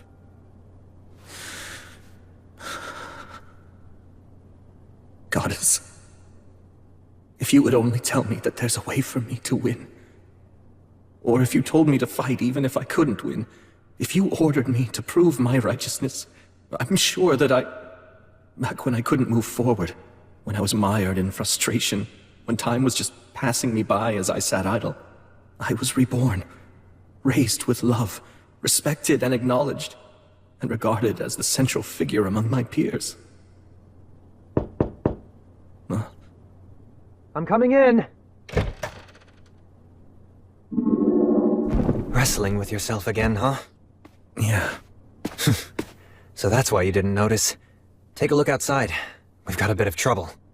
Huh? Tell us what you plan to do, Paladin! Are you going to attempt to slay the dragon? What's the point of this? Why are you asking that? We dwarfs bear the blame for not slaying the dragon! If you intend to try to slay it, then allow us to come along with you! That's enough! Please, just stop it! The dragon's a dangerous foe! The Paladin's trying to come up with a plan! Listen, I don't know what orders he's given you, but don't butt in! Stop trying to buy him more time! He hasn't ordered me to do anything! I'm just telling all of you not to panic! You dare accuse us? Look, even if all of us banded together, we couldn't even make a mark on the dragon! I'm going in there! I'm telling you to stop! Face it.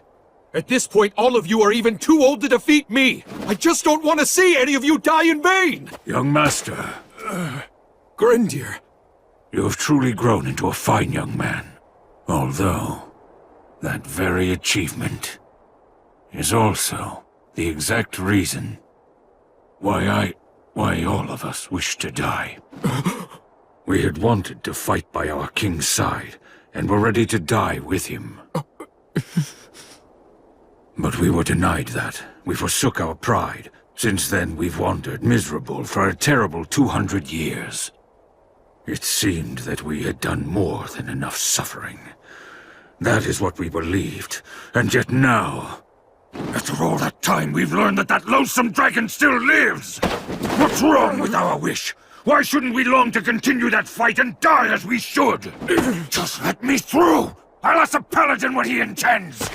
No, you won't! You hear me, Grendir?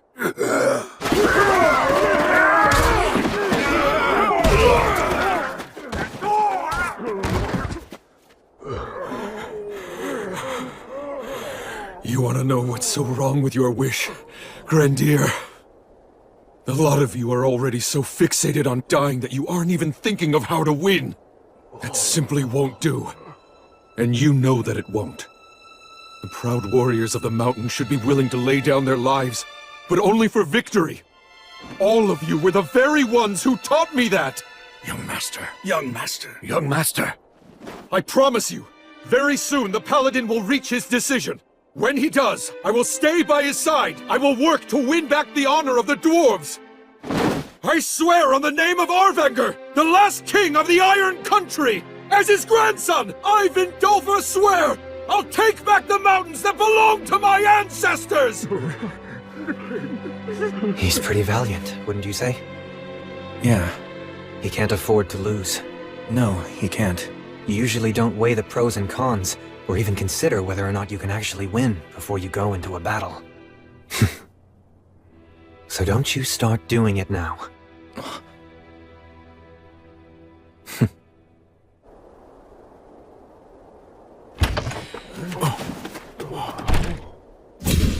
I will slay the dragon! I've made up my mind, that's what I'll do. Rue Vindalfer, I commend your vow to reclaim your ancestors' mountains. Will you come with me? I had hoped you'd ask me that. I had faith that you would. With pleasure. Are you sure you want to say yes so quickly? There you go asking that, when I know you have every intention of following him yourself. Hey, guess you've grown a spine. But we're up against a dragon. Numbers aren't going to help. And we can't spare many of the city's defenses, so it's only you and me, and Will. We'll also need a guide who knew the mountains 200 years ago. I will. No! I will go. This is no job for one who wants to die. Besides, you have a standing commitment to keep our people united. I shall act as your guide. Thank you, Gelreese. I appreciate it. Count me in too. Raistolf! I came over here to see just what this big crowd was all about. It seems you're as sharp as ever. So that makes us 5 men picking a fight with demons and an evil dragon. Do we stand any chance? I doubt it. There isn't a surefire method for killing a dragon. We're at a disadvantage. Are you still willing to come along with me? Yes! That is right where glory and honor lie. That's what a warrior's true worth is. I'm already used to having to go along with your crazy ideas. Then let's go slay a dragon and take back the mountains!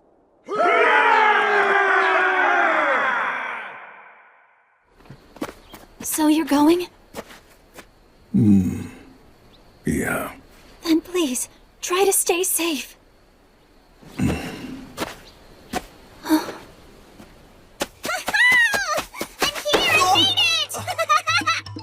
Bee!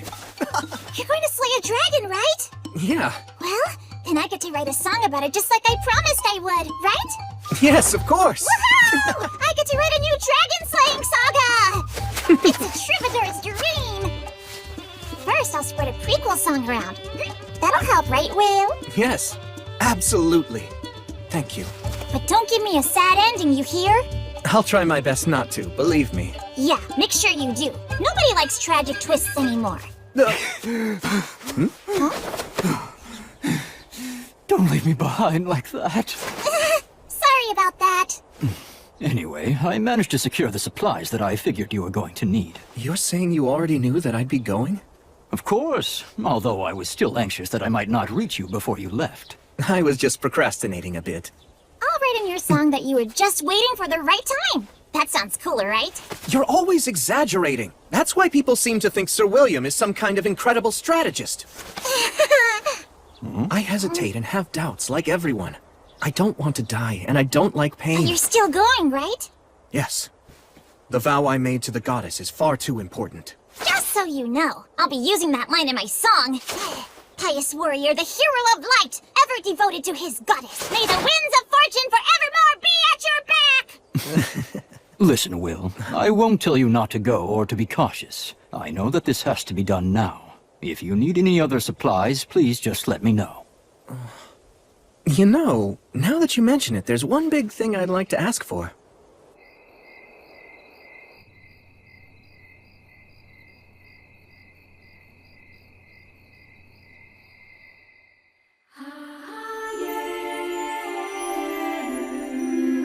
So, you're going? I must admit, I do not wish to see you die. I'm very honored. Thank you so much. You still plan to go? You insist on keeping your promise to me? Yes. Well then, I cannot say your decision defies my will. After all, that promise is shared between the two of us.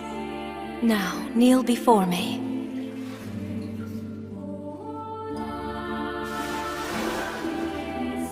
William, I command you. Do not be afraid. I am right there beside you at all times. Always remember that I am your goddess, and as such I will strengthen you, render aid unto you, and protect you. Go, as my knight, go slay the dragon, and fulfill your promise.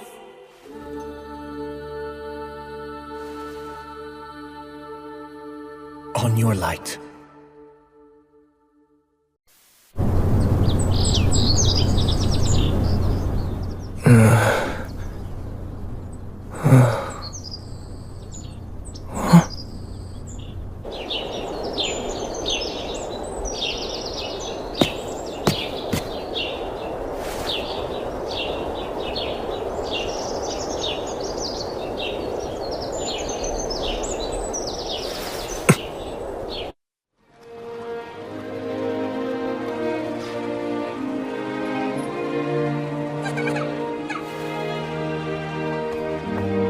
will.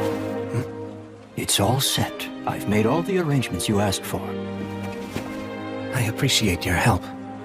Well then, you take care now. Right. I wish you well, young master. Our spirits are with you on your journey. Right, thanks.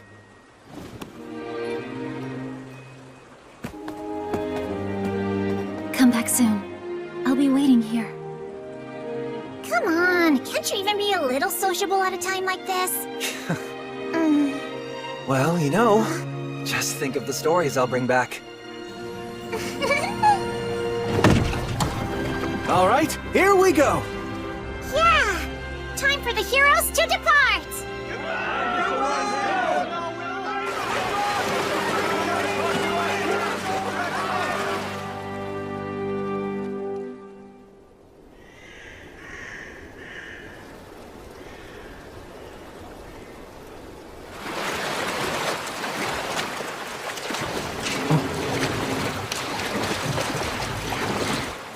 We'll disembark here.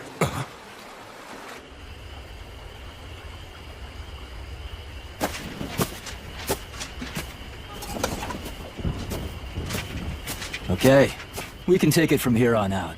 Right. Please carry out the plan as we discussed. You bet. We'll be counting on your continued favor after this, too. Of course. You stay safe out there. Yeah.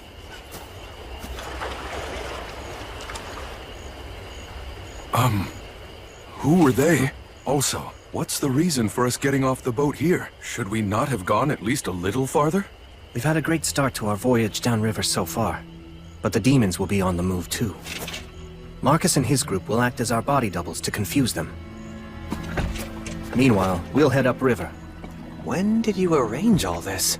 I had Tonio put everything together for us. Marcus and his group also helped. So that's what you were up to.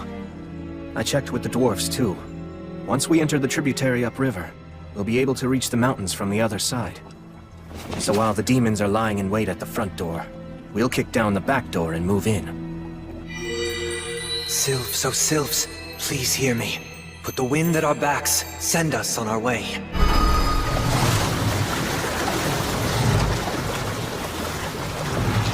I put conceal and silence on us to make sure that we won't be easy to find. Moving at this speed, we should be there by morning.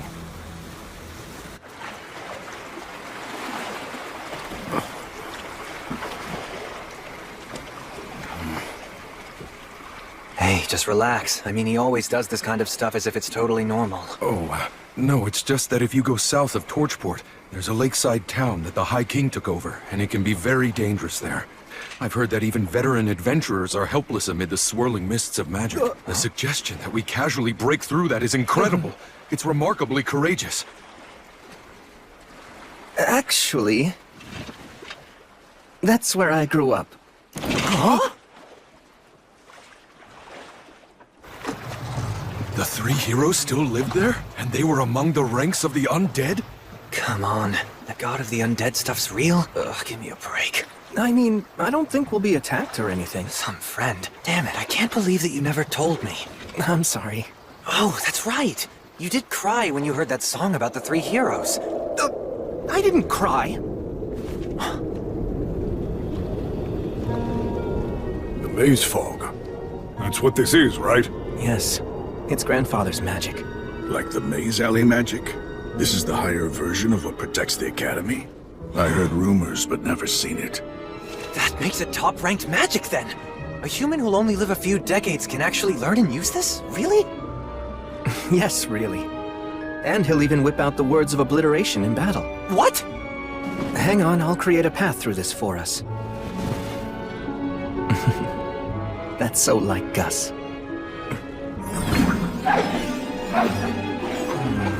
This word goes here, and knowing Gus, this will be set up here. And this right here is a trap.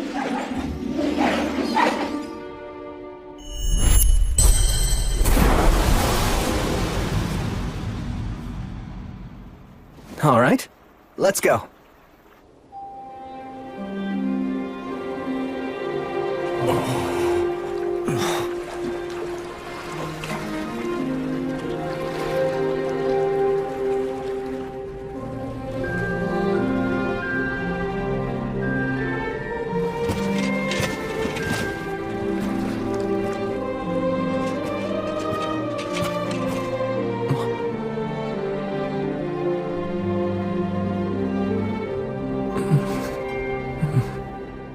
way! Huh? Go on ahead. Thanks so much.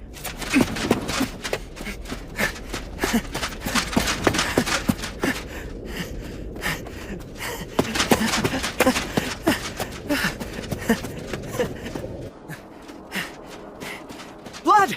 Mary!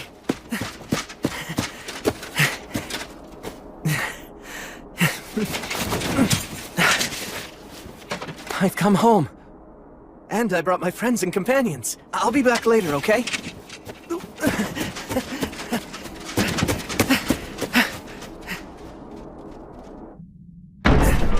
Gus, I'm home!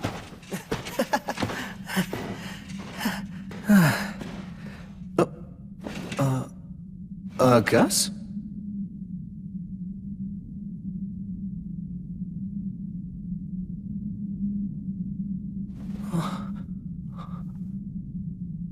No way. It couldn't be.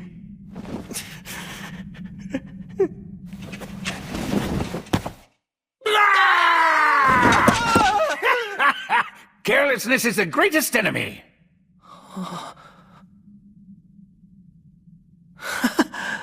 Will, did you make a ton of money? That's the first thing you thought of?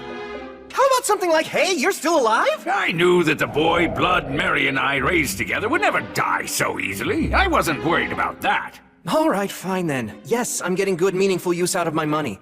I'm the lord of the entire downstream region now. A lord, you say? Oh, I see. What? You were probably taken in by some nobleman's widow. Oh, you poor thing. Why would you assume that? I earned that role using my own strength. I'm a famous paladin now, in fact. I'm impressed you got so far in so little time at such a young age with no connections. And? What of your love life? Oh, well, Wussing out, are you? Oh, how sad. And I so wanted to meet my great-grandchild before I moved on in the cycle. Why'd my grandson have to be a wuss who can't get a single woman? Hey, I'm not a wuss! Aren't there any opportunities when you're out adventuring? Like you save a bandit and find out she's a strong-willed girl in disguise? Or you help a peddler girl who's running from some guards? What's that look for? Done both. But they were all guys.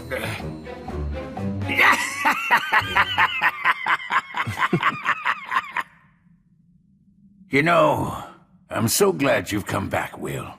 Welcome home.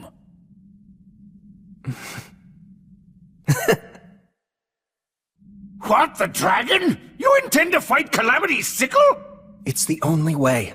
Are you at least going to try to finagle him? Finagle him? The gods hired Valakirka to work for them, didn't they? Which means there's a chance you'll simply be able to resolve everything with money in the exchange of goods. Yeah, I recall someone else talking like that before.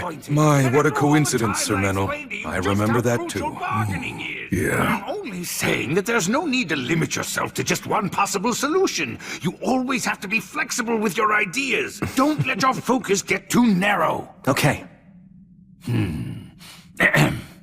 Now then, friends of my grandson, allow me to extend my warmest welcome.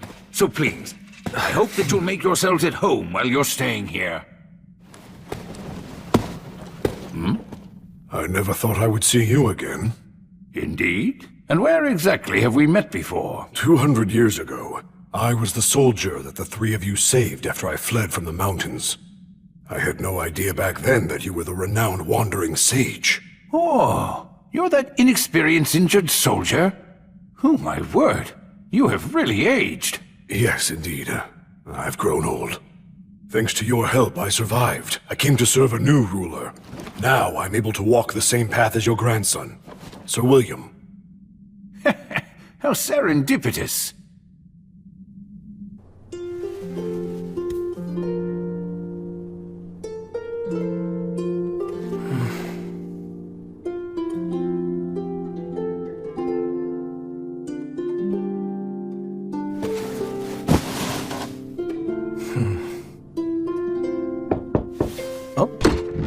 Hey, I'm coming in.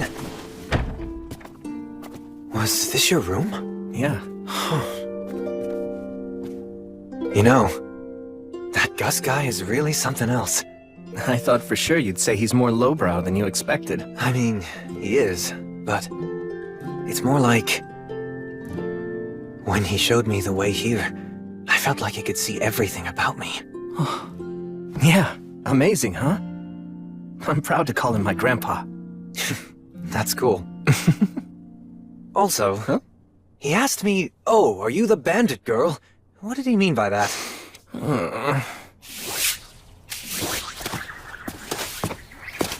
Gus, got a minute? Huh? You want to know about Valakirka? Yeah. The evil dragon Valakirka. I've never seen him with my own two eyes either. I would have liked to have tried bargaining with him if I'd ever had the chance. If the demons hadn't been the ones to employ him as a mercenary, then all those heroic lives would never have been lost. If you really do intend to fight him, you're going to want to aim for his old wounds. Dragon scales are very tough. I doubt that even blood would be able to cut through them and reach the dragon's flesh. What about the words of obliteration? Only if they land right. I thought so.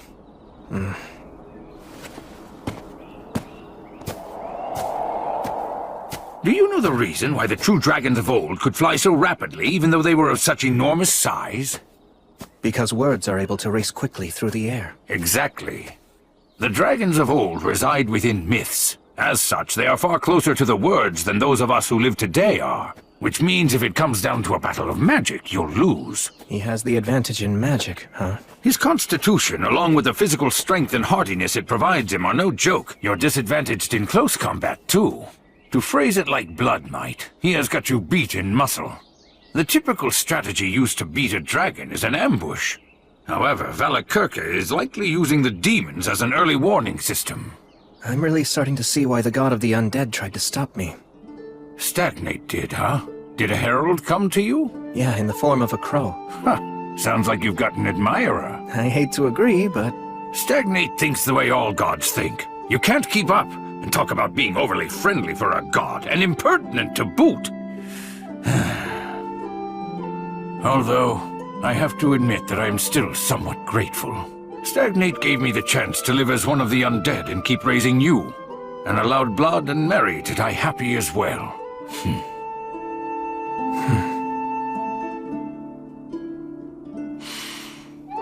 So, tell me, do you know?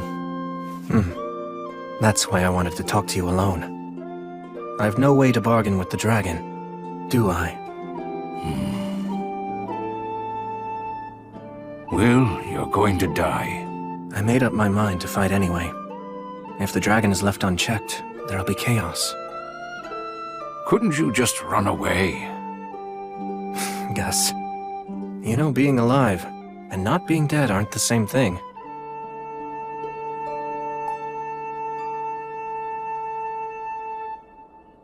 Well, I guess there's nothing more I can say. Oh, yeah. There's something I've been wanting to ask. I heard the story of how the three of you killed the wyvern. Oh? Well, there was a boy and a half-elf girl that you lent some money to, remember? Oh, that brings back memories. Of course I remember that. They were promoted and became nobility. The old half-elf lady is still waiting for you to this day. Mind if I collect the debt she owes in your place? Oh, well, getting one's money is important after all. You can't do that if you're dead. And when you borrow something, you have to make sure to return it. It's fine by me, then. If that's the case and you're gonna go through the trouble of collecting that debt for me, I can't just sit around and let you die. Oh. The equipment used by the compatriots who battled the High King is still kept here in the city. Why not refurbish it for your own use? For you and your companions?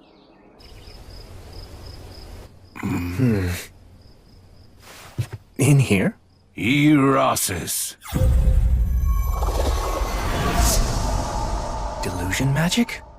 I never knew that there was a door here. We couldn't very well let a child like you find out about this place. After all, you took matters to the extreme with Mary as it was. No way!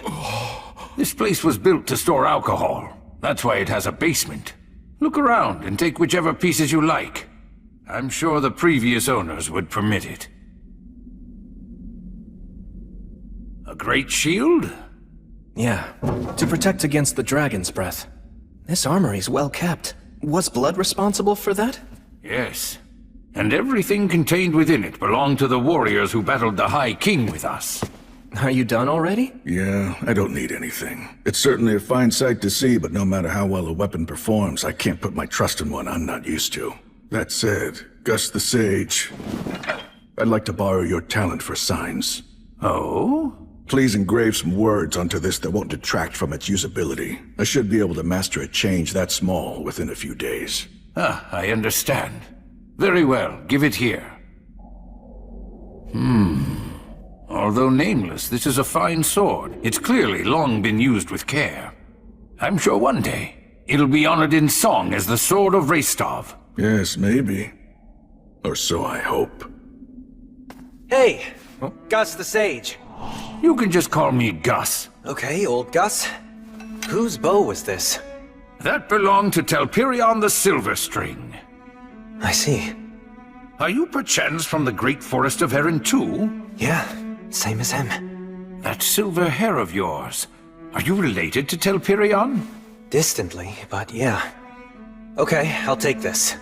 Are you certain that you'll be able to use it? They say that if one who is unworthy uses a mithril bowstring, he'll lose his fingers. Not a problem. See?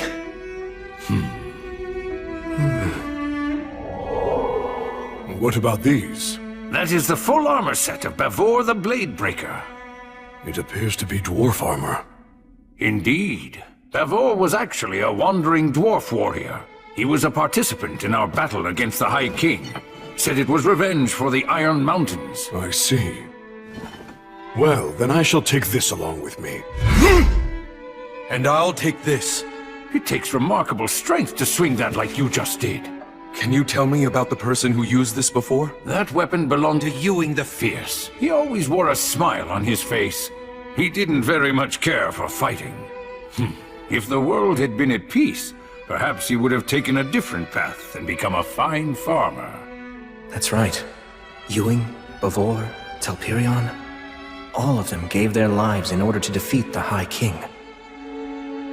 All the weapons and armor pieces within this depot, every single one of them was so important to someone. And each has its own story to tell. Wherever their owners are now, I pray that they find guidance and repose.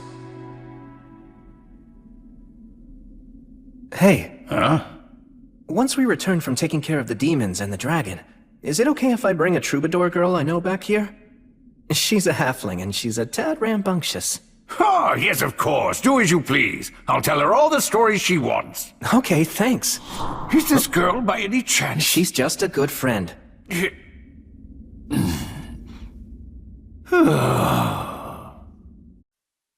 Al, take this. Huh? What's up with that dagger? Is the hook on the wrong side? Yes, you're right. The design's unusual. It's a right-handed stiletto. The halberd is strong, but it's unwieldy. Whose was it? Who did this dagger belong to? It was my father's. I can't take this!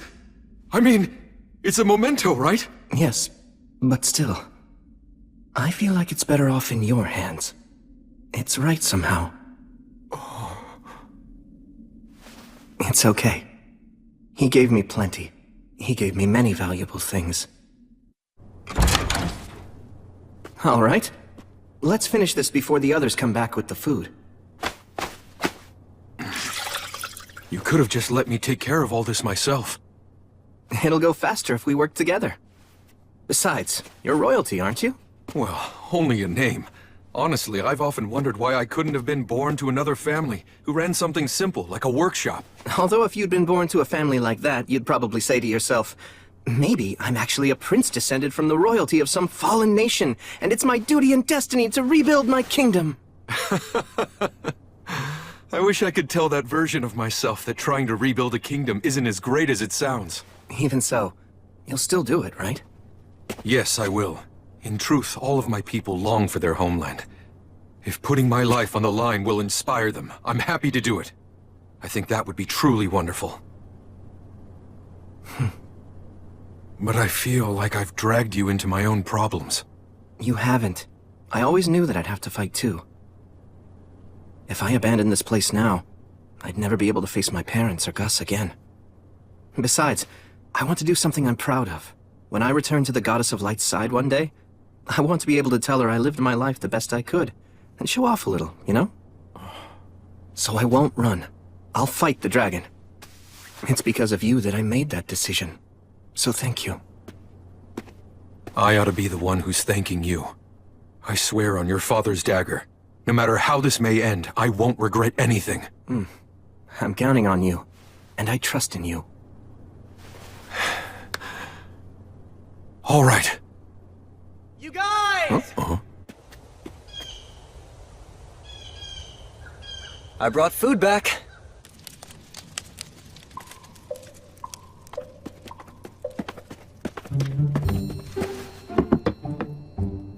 Hey, it's fine you didn't catch fish. Just a fluke. Yeah. Well, great warriors aren't always great fishermen. It was a fluke! Got it. Right. Actually, how'd you take down this deer? Oh, I concealed my presence and just kind of walked into it. Then, I fired by pure reflex, and it was almost as if its heart just drew the arrow right toward it.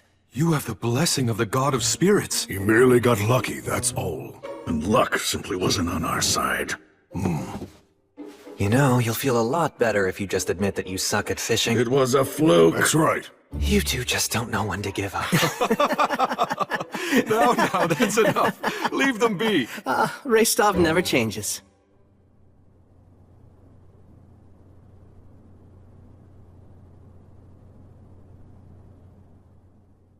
Will, are you afraid of me? No way. Of course not. Listen close. Humans have flesh that feels warm to the touch, and they breathe air in and out. You should get used to how humans look. I'm sure that one day you're going to make other friends, and they probably aren't going to look like the three of us do. It'll be fine, really. I'm not afraid of you at all, Mary. I won't be afraid of other people I meet either. I'm so glad. My mind's at ease now. Will, there very well may come a day when you'll feel regretful. Huh? Valor is the strength to destroy injustice, but at the same time, it is a curse. A curse? Because you know you're strong, there are times when you can't give up, even if it means your own death. I'm only teaching you to fight because it's something I want to do. I'll understand if you hate me for it. Hate you? There's no way! Blood, I can never hate you! That's so.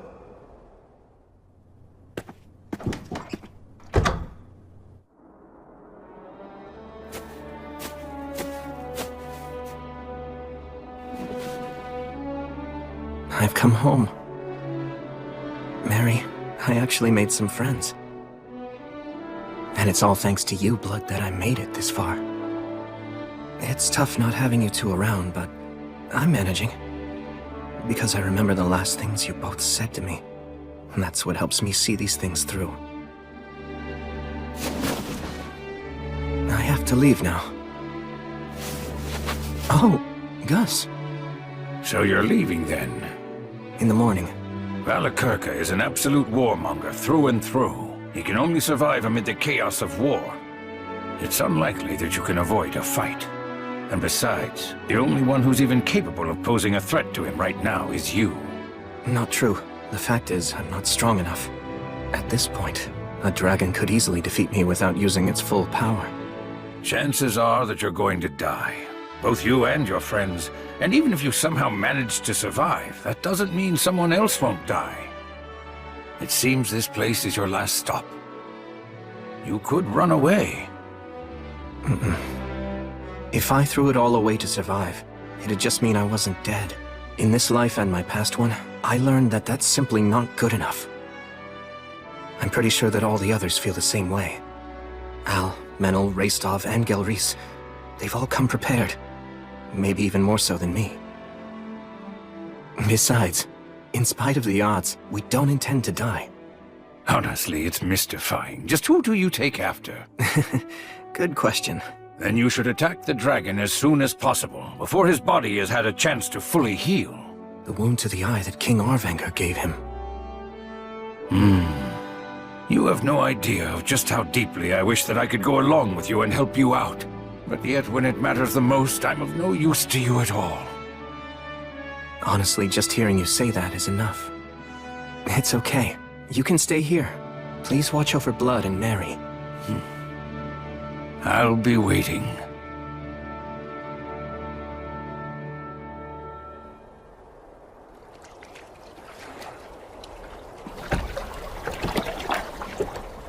Let's go.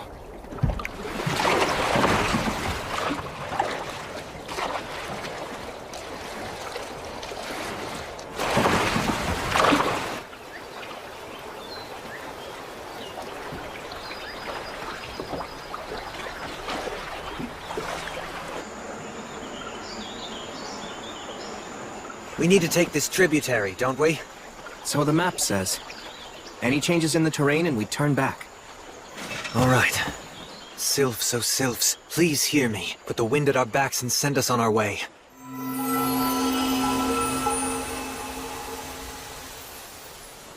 So tell me, any guesses as to what we'll find up ahead? I'm afraid I know nothing beyond the Great Collapse. Right, okay then. However, I do know that before the Great Collapse, there was an elven forest to the west of the Iron Country. It was called Lothdor. Hold on, Lothdor? As in Land of Flowers? You know the elven language. Somewhat. Gus taught me enough of it to get by. Lothdor, huh? I've heard of it before. Pass beyond the Iron Country, where dwarfs dwell within caves. Cross the shining rainbow bridge, and there is where you shall find Lothdor. Lyres of silver and flutes of gold sing the song of Remirath. What was that? A travel song from my homeland. That brings back memories. Although in truth, the Iron Country didn't have a very good relationship with the elves of Lothdor. Oh, because of the logging? You know the history well. It's just that something similar happened in my homeland. Skirmishes between our people grew violent on occasion. Sometimes we hated each other. Regardless of that, they still remained our neighbors. They excelled at song and the spirit arts. Yet they were also a proud and ill-tempered people. Despite our differences, we had a certain respect for them. And in their own way, they had respect for us too. And during the Great Collapse? I only know they withdrew into the forest and kept resisting. They absolutely would not give up no matter what. Perhaps they managed to survive. Elves live long lives after all. And maybe...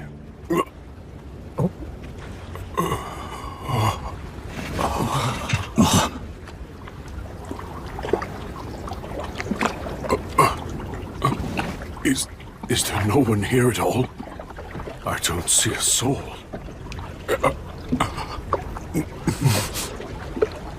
How regrettable. Looks like in 200 years, the flow of the river has changed. You know, this landscape looks rather familiar. Words of taboo. Yeah, if the elves really did sequester themselves in the forest, then there wouldn't be anything that anyone could do to discover them. So demons cursed the forest with rot. We must destroy them. You said it. We can't let them live. But first... Yeah.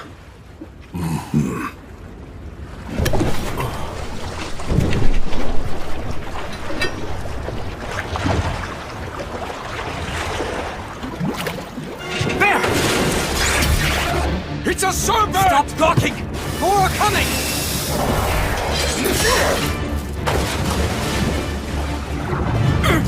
Metal, full speed! Yeah, I know! Sylphs, oh Sylphs, please hear me! Put the wind at our backs and send us on our way! Damn it! The response is too slow! Keep up the incantation! Raystov and Gelreese, take the port side! Al, you back up Metal! We're in a real pinch here. It's risky, but... Faster! Will!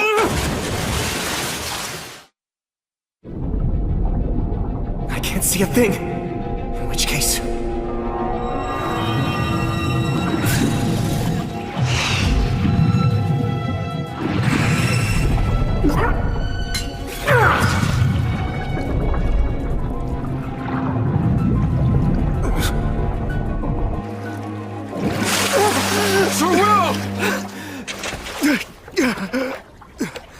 You all right?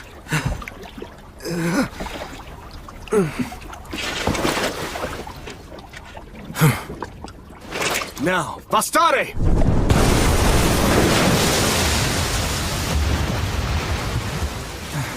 It's done. Man, you are merciless. I have to be. Menel, let's go, but move carefully. Yeah. I saw that the water turned clear all of a sudden back there. That was a prayer of cleansing. Isn't a prayer of cleansing only strong enough for the amount of water in a bottle or a small pond? That's Will for you. He's all in. Of course. He seems so calm, right? But he uses some straight-up barbarian tactics to brute force things. I'm used to it by now. That's just mean. The river has swallowed up the whole forest. The change in the terrain here is a real problem. Gelreese, do you see anything that looks familiar to you? Afraid not. Not in all this mess. Oh, hey, what about that?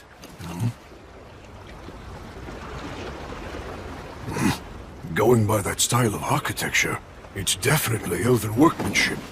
Where are we on the map now? I'd say right about here. If that's the case, we need to go that way. Unfortunately, the Fae around here are weakened. I can't call on them. Although maybe if I could use my Lord of the Forest powers. No. We probably shouldn't try to clean this up anymore. If we do, we might catch the demon's attention. Well, then let's row.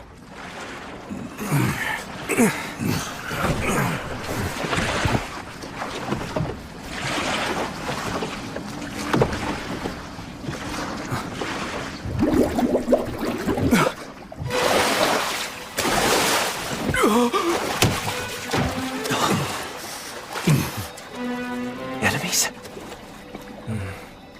They're simply in great pain, that's all. It's okay. Everything is all right. After this, none of you will curse anyone anymore. You won't haunt or torment.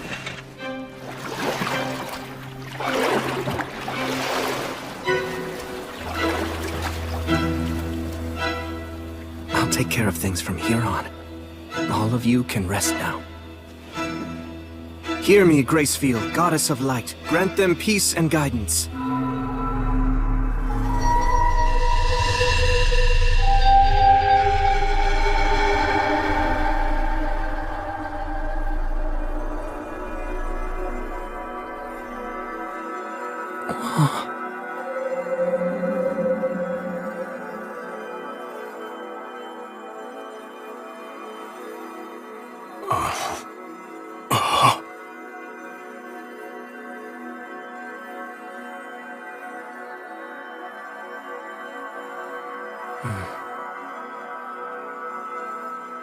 You're saying that we should go that way, as quickly as possible?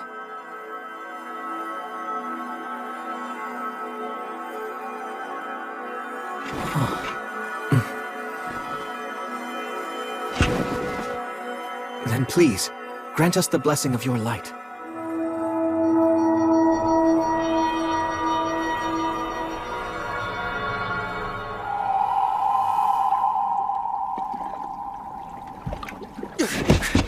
Let's go! Come on, full speed that way! Right now! Move it!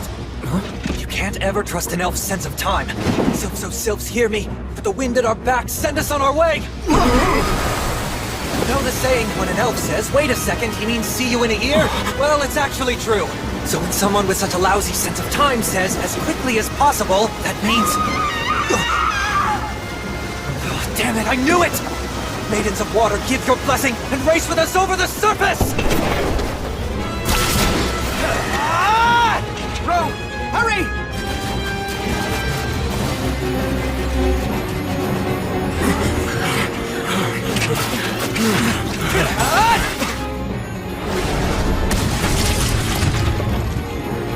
Menel! Is she okay? She's not dead!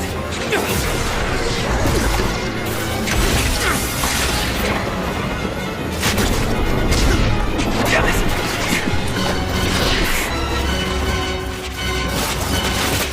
Brace yourselves, it's coming! A Hydra. Sagita Flamium!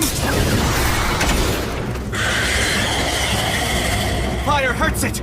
Right! Al, Gelreese, and Raystov, stay in front! Menel, take her and swap with me! Right! I'll stay in the rear! From there, I'll burn its head! The rest of you, stay in front! Right! Got it! Ready to go!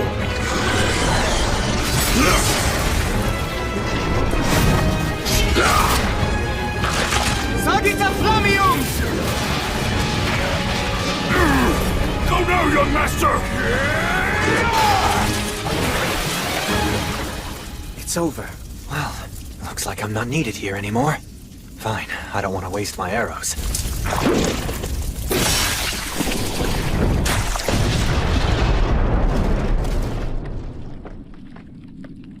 We get it? Stay sharp! A Hydra's poison can't be neutralized by everyday means. It'd take a miracle. A monster like this can still do damage even after all its heads have been cut off. You don't want to suddenly find yourself hurt fighting its death throes. Will! Help her out. She's been bitten. Hang in there. I'll heal you right away. You can't. Hydra. Poison deadly. This is bad. The prayer of healing won't work if she refuses it. Just stop talking. No. Up north. My people's village. Enough, my brethren. Come on, let him help you. Just stop. Breath. Run. He's no ordinary priest. You can be saved, fellow forest dweller. So please, accept his miracle. Now pray.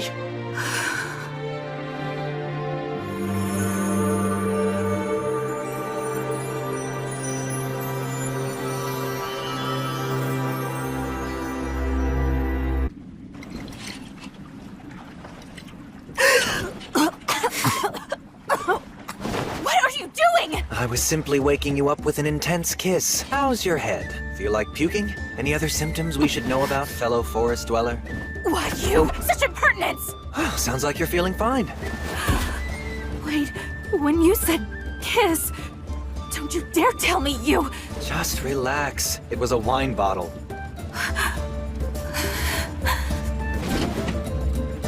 Erenra rumen komen tiarmo. Sorry for startling you. I wasn't taught a lot of manners. I am Meneldor of Isil. And I am called Dinalind of Remirath. I was named after the swift-winged eagle who appears beneath the silver moon. May our fateful meeting be singularly blessed. You are clearly a young lady who embodies the enchanting silence of the shining stars. So you can speak with propriety. Frankly speaking, elf etiquette really isn't my thing, and I think we should leave it at that. My deepest apologies. May I assume that you are the leader of this group? It's a pleasure to meet you. My name is Dinalind. And I am William G. Merryblood. You saved my life earlier.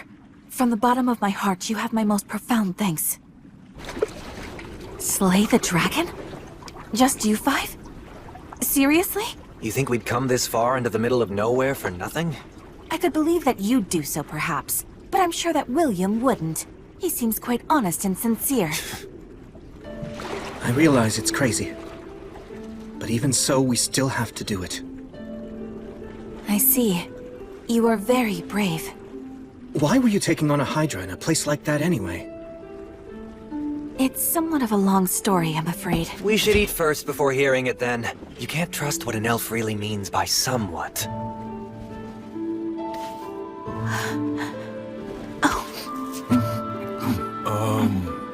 Is that okay?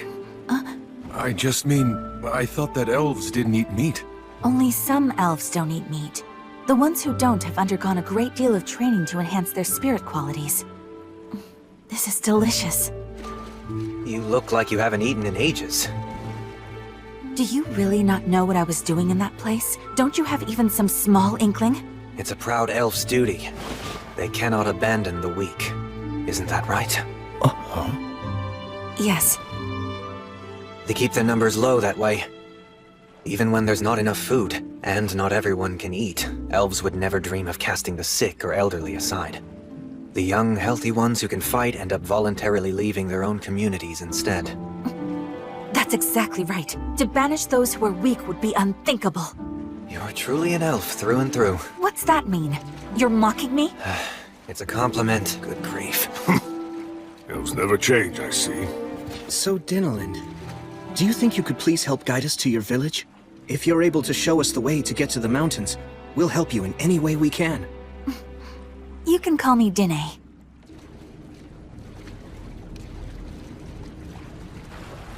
This all looks pretty bad. There's more than only the demon's words of taboo at work here. That's true. It's the evil dragon's miasma. The evil dragon? It defiles the forest, degrading it year after year, killing it bit by bit. And there are more and more strange beasts. All of this fog and mire. It blocks contact between our clans. The mountains, our only true landmark, are now the dragon and demon's den.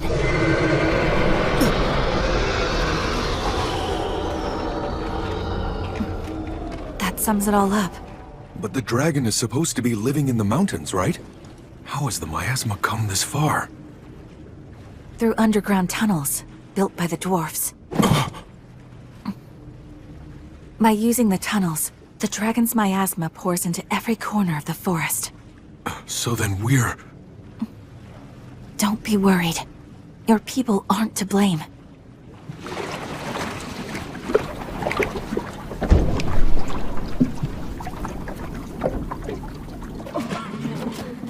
The powers of the Fae have weakened throughout this entire region. Because of that, the water, air, and food here have all been poisoned. Lothdor. The days when it was a beautiful land of flowers are long gone. So now, at best, it's the land of the half-dead. As a result, we never imagined heroes would come from the outside world to try to slay the dragon. Yet you came. Welcome to Lothdor. I warmly welcome you, you brave heroes. Please, allow me to heal those of you who are critically ill. Can we grant access to human strangers who've appeared out of nowhere? Can we really allow them to see our compatriots in their current weakened state? But these people... This offer has come from a warrior with most impressive weapons. Let me cure your cough. Wait, it should not be I. O Goddess of Light, hear me, Gracefeel.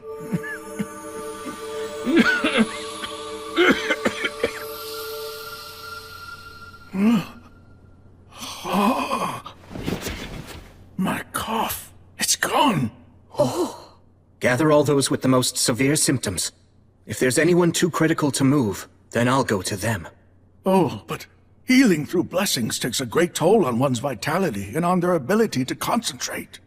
If you heal so many... If it's just 100 or 2, it won't be a problem. I can heal them all.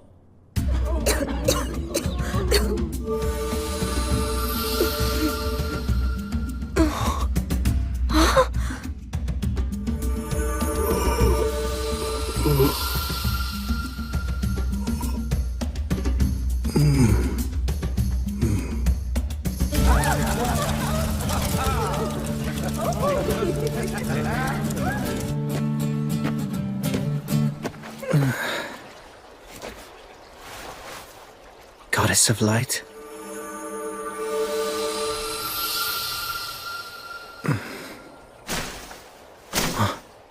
You're using a poison-neutralizing blessing to sober yourself up? How tasteless.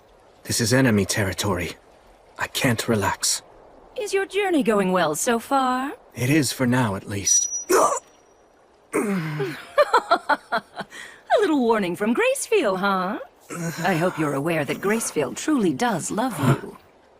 Wouldn't you like me to love you as well? What do you say? Please spare me your jokes. Well, go on. What do you want? Only to deliver a warning. This will likely be the last chance for you to abandon your mission. If you continue, you'll die. Flee for now. Amass more strength. If I do that, Al and his people will die. Yes, the dwarfs will die. But when the dragon eventually fully heals, many thousands will die. Both humans and elves alike will fall. But although the evil dragon will inflict much damage, that harm will also bring more followers to you and your goddess, Gracefield. Many brave and skilled warriors from all across the land will rise up in order to slay the dragon. Among them will surely be disciples of the virtuous gods, and you will lead them.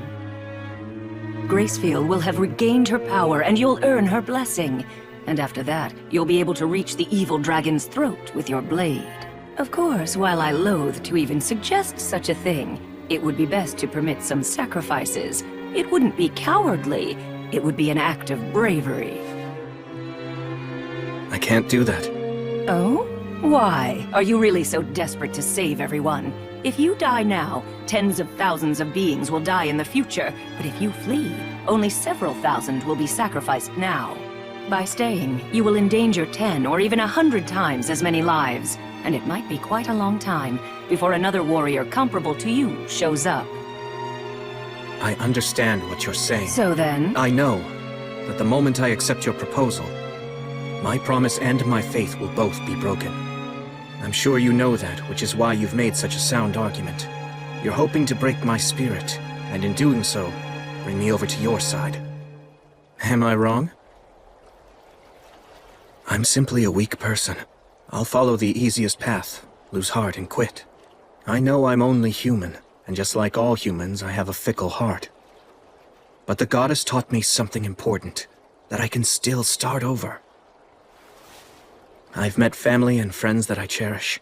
I found things that I need to do, and things that I want to do. And that's why I'm going to see them through. Until the moment I meet my death, I'll continue to serve as her hand and her sword. I swear it on the light of Gracefield. Rats. Seems I've failed to persuade you yet again. You're correct, you know. I realize that your soul isn't very strong. If you give up, you'll lose heart and fall. That's all your soul is worth. But despite that, you've turned my expectations on their head. You took me on and managed to defeat me. It may sound absurd, but that is why I consider you a hero. Quite a paradox. I never set out with the intention of being a hero. You acknowledge your own weakness, make it your reason not to quit. And so, even death can't deter you from what you believe in. And that's precisely what heroes do. I'm going to say it yet another time. Come over to my side and become mine, Paladin. Serve as my right hand. Together, the two of us will slay the dragon. We'll take down all heroes everywhere, destroy all the gods, and conquer this entire world. The both of us, you and I. Respectfully, I must decline. Besides, I'm aware that you don't like to see heroes fall from grace. I won't be swayed by your invitation, Stagnate. I'll continue to be your enemy. Because I respect you. Still, what a shame. You're going to die. The dragon will rip you apart. Very well then, my foolish, clever enemy. Farewell. Come on, just let me go already. I can't! I told you that I can't let you go! I see it's true that the elves of Isel have no principles! Like a let's keep it all a secret Remirath elf can talk? Oh, just a lover squabble. Wait a minute. What exactly did you just say? Listen, we have no time to waste on something like love affairs. I guess that is true. Not at a time like this. Even I have that much of a clue. But another time? Then I'd say sure. I mean, she is pretty. Look, so what if I drop a slick compliment or two whenever I see her? That's just good manners. I guess I just don't get it. You really are just Ectokaku Niragamose! Is that so? Well, I'd say that you're an Onomaknak. Excuse me? The Lord of the Forest here. That's right. I should be able to heal him at least some. Oh, right. With the new abilities you have. No, absolutely not! Okay, look. You know, Menel really can be trusted. I do put trust in what you two have to say. There's no telling just how many elves you saved last night, and for that I am grateful to you. Then why do you say no? Where the Lord of the Forest is, it's Demon Beast territory. To put it plainly, it isn't our land. Okay, then... What, we should just depend on you? You think we have the right to ask you to get involved in yet another battle when you're about to enter a different one? We should beg you to help us because we can't handle it by ourselves? And have you put off what you came here to do? No, I refuse to! I simply won't make such a shameless request of you! You see? That's an elf. Seems the elves truly haven't changed even a bit. So what do you think we should do? Do whatever you want to. All right then, let's get started. Do you even know where the Lord is? He's pretty weak, but I can sense him. Please, Gelreese, go round up Al and Raystov for us. And come armed. Right. Hold on a minute, what are you talking about? A demon beast extermination. But I just told you we aren't— But there's no reason to complain if we do it, right? And just so you know, a few magic beasts aren't anywhere near enough to defeat either me or him. All right, fine then! I'll go call for some of our best talents, and don't you dare leave on your own! The demon beasts who've taken over the Lord of the Forest's throne are insect types. The earwig's defensive abilities are especially troublesome. Oh. That must be one of them! This will make for good training. It's a purple moth! They attack from the sky! Right. Careful! That dust is poison! Understood. Okay, let's go.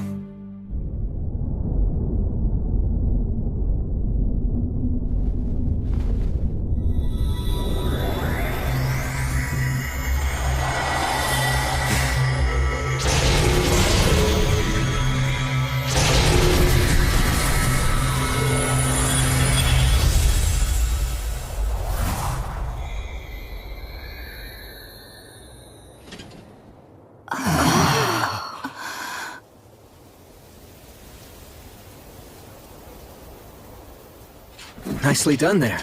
Of course. William? Are you quite sure about this? Why do you ask? Well, it's just that if the dragon or the demons notice what you're doing... Yes, that would be bad. Well then... But still, if we ignore this and move on, then that would be worse. Al, Raystov, Gelreese, I'm sorry for getting you all involved in my problem. You don't need to worry about that. After all, the truth of the matter is, if it weren't for you, then we never would have been able to make it this far. The young master is absolutely right. Agreed. Nothing new there. I'm more worried about you. You're planning to charge straight in, right? Yes. What? Charge straight in? Could you please show me to the nearest underground tunnel entrance? One that leads to the Rust Mountains where the dragon is right now. If the enemy is going to find us, better sooner than later. I beg you, please. Very well then. I'll send someone back to inform the villagers. The rest of us will come along. We'll face the dragon with you. We can act as decoys or shields, at least. I'm sorry. You're just too weak. We can't afford to take anyone who'll slow us down. After everything that you've done for us, you'll simply march to your death?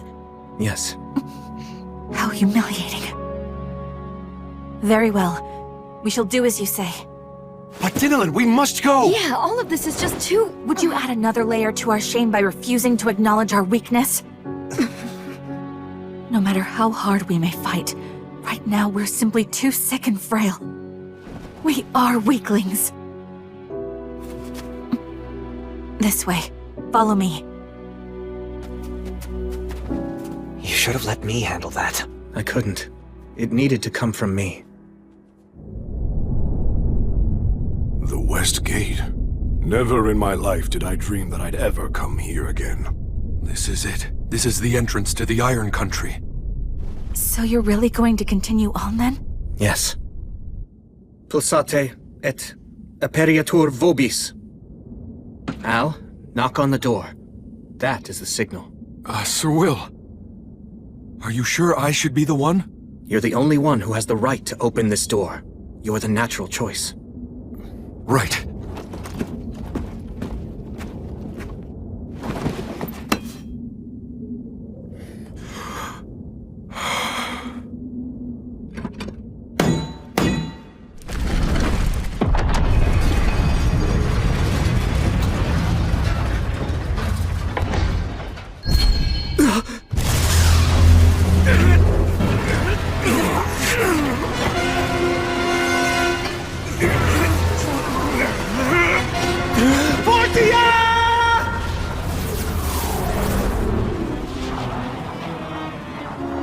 It seems that they did notice us.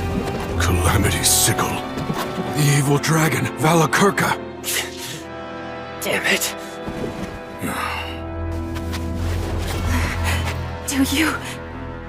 Do you really intend to go up against this? Yes. This is the reason we came. Lumen. We came here to reclaim the mountains. To reclaim peace. So we're going in. Wait! We won't forget our debt to you. We, the Elves of Lothdor, do hereby swear to our ancestral god Rheasilia. One day, we will return the favor that you've done for us. I shall pray for all of you, that the blessing of the virtuous gods and the spirits of courage will be with you as you go.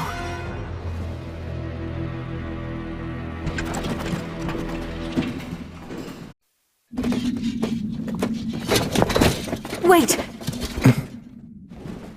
We won't forget our debt to you. We, the Elves of Lothdor, do hereby swear to our ancestral god Rheasilia. One day, we will return the favor that you've done for us.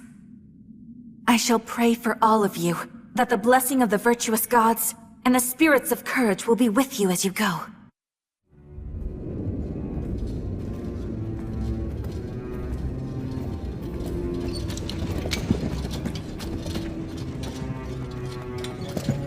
Oh, man. Let's not stay here too long. We made the right choice not to use fire. The air down here is stagnant. Sir William cast a spell of poison resistance on all of us, but it feels foul here nonetheless. And the visibility is poor as well. It's terrifying to think we could run into enemies or traps. We shouldn't underestimate demons. Some crawl on walls and ceilings. Some even have wings. You should keep that in the back of your mind, but stay focused to the front and side. We'll post a guard on rotation, and take short breaks. Got it.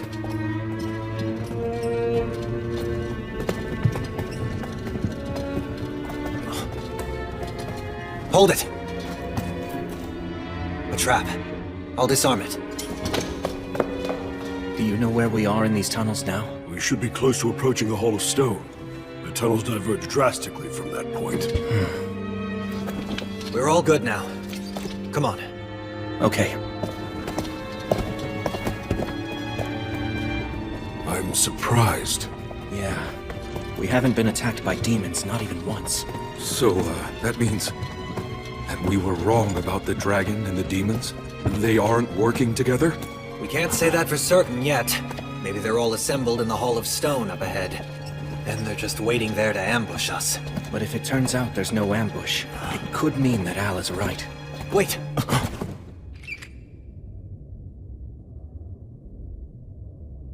What is it? I heard something. Like the sound of clanking metal. And footsteps as well. Do you think it's an ambush? Don't know. All that I can really say for sure is that something's out there. So, then does that mean this is, Yeah. Gelreese and I will go in first with our shields up to protect everyone. Menel, back us up from the hallway. Al and Raistov, stand by. Watch for a chance to charge.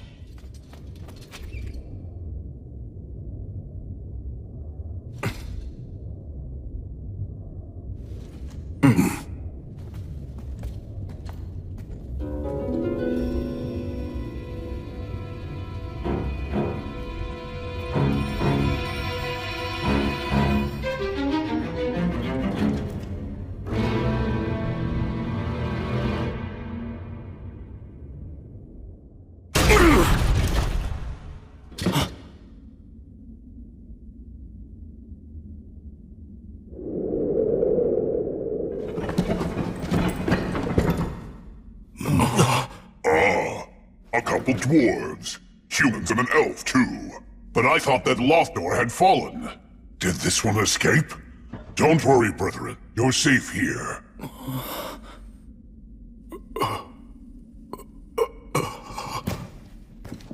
So, how goes the battle? You must have had quite a rough time.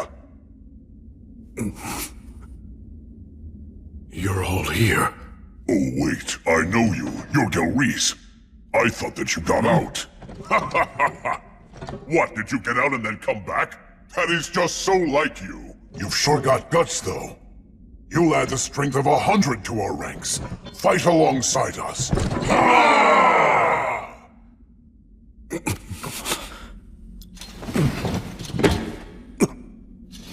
Al, you... I think that I ought to be the one to tell them.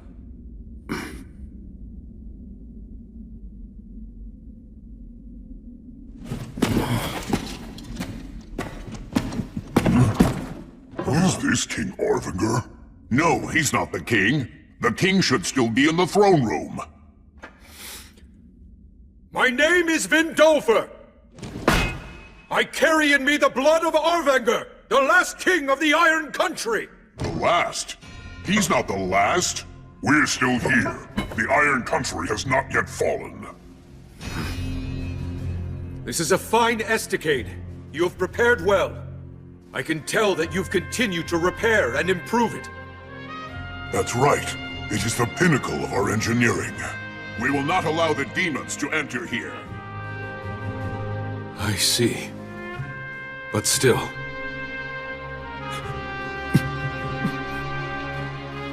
Despite all of this, the Iron Country has fallen! All of the warriors have died, and the great King Orvanger is dead! Lothdor tragically withered away, and the Iron Country is now the Rust Mountains. Demons and a dragon lurk here! No, that simply cannot be. The Iron Country. It cannot fall. You know it's true! Do not avert your eyes from the truth, brave dwarf warriors! It was my grandfather, Orvanger, who struck back at the evil dragon and took one of his eyes! A heroic act celebrated by the gods themselves! And now, I, Vindolfer, have committed to carrying on his heroism! I'm here with the heroes of the present day! It's true that the Iron Country has fallen, but I pray that all who were lost may now sit at the side of our ancestral god Blaze, as well as that of Gracefield, goddess of light! So I hereby take an oath, on the names of all the virtuous gods and our ancestral spirits, that no matter what, I will restore the Iron Country's glory! The kiln fires yet burn, and their flames will spread, burning away all the rust! Soon the Rust Mountains will be the Iron Mountains once again!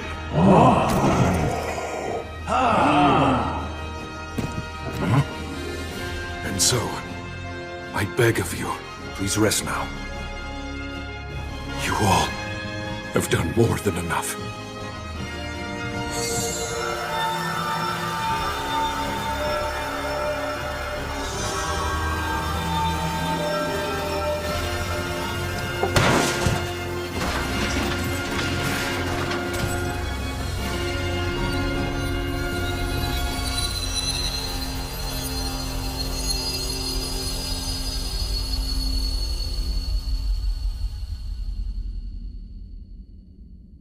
Good job. That was well said, young master. Now let's drive away the demons, and see to it you fulfill your vow.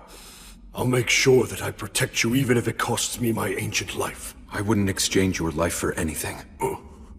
There's still so much that I need to learn from you. Such as about these mountains. And about how to fight. Who in their right mind makes pain-in-the-ass promises to rebuild an entire nation? Talk about dumb. Well, unlike the vows that you and Sir Will made, at least mine has an end in sight, so you know, yours is even dumber. But first we have to win, and then we have to survive. Yes. Sir Will, I'm sorry for the delay. Let's proceed. Your orders? You don't need to call me sir any longer. I can't very well make a king be my thane. But... No! You are still Sir Will! The peerless knight I admire. I respect you deeply. I see. Guess I can't stop you then.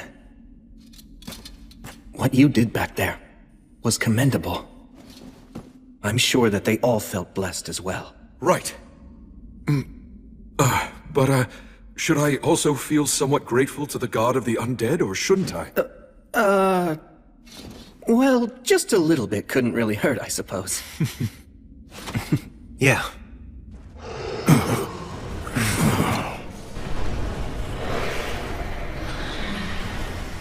I know this had to be done, but it looks like we've lost too much time. Right, let's go. We must take back the Iron Country, the nation of the dwarfs. I swear we shall, on the light of Gracefield!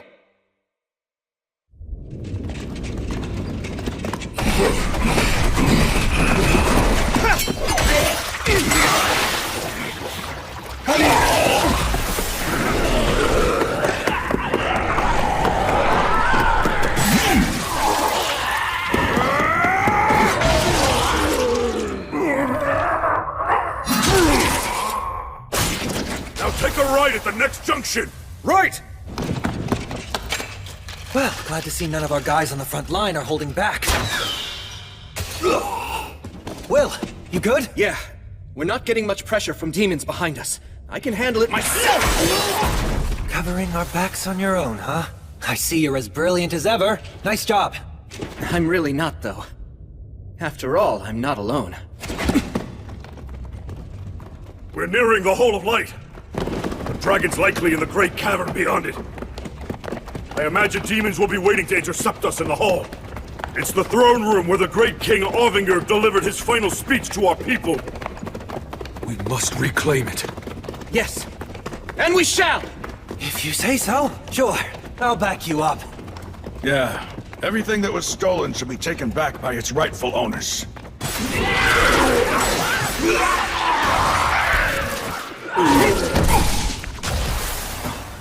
Is that...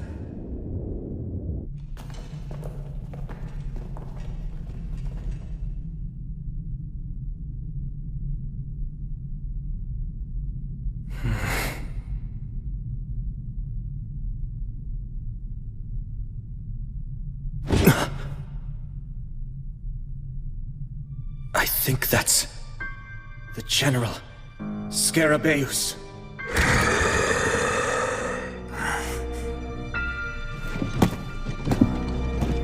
Sir Will, please let me handle him. Al. No, wait. Vindolfer. I wish you good luck. You have my thanks. Hey, wait! It's fine, Menel. Let him do this. Hang on a minute. That's a general. It's way out of his league. Still, this is Al's battle now. It's a king's battle to reclaim his throne.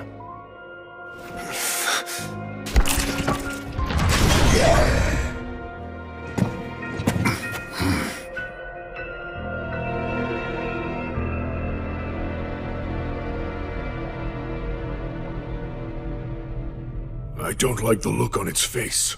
It is very strong. So you're just gonna let him die for some warrior's hang-up? You're not the only one who is his teacher, you know.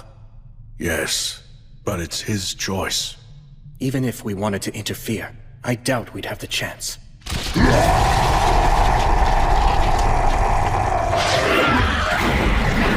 I see what you mean.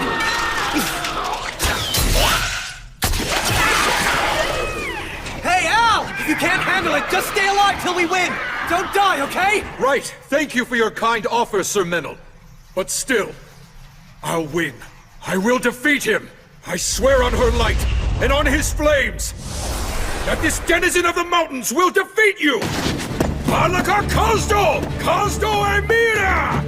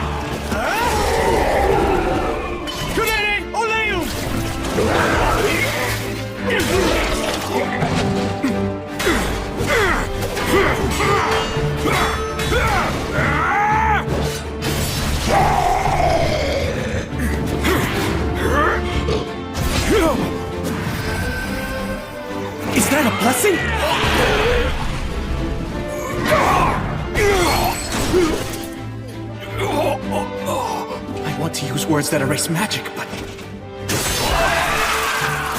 Damn it!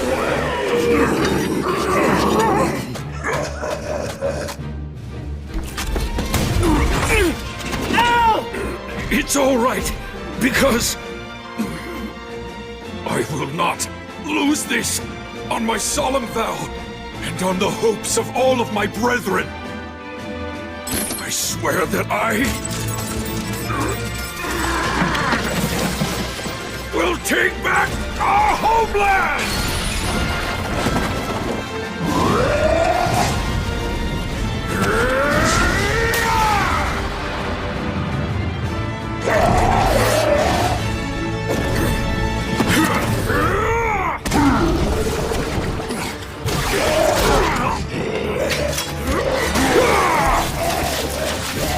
Now I'm going to take back everything you stole from us!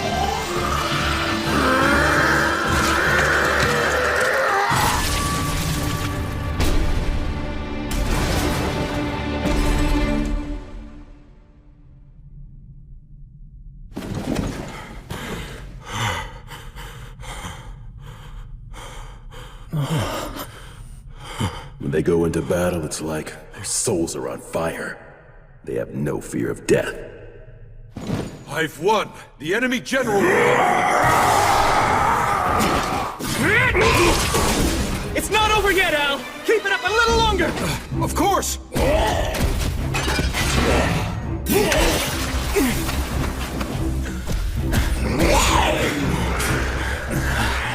We're nearing our limit. But this is their last commander!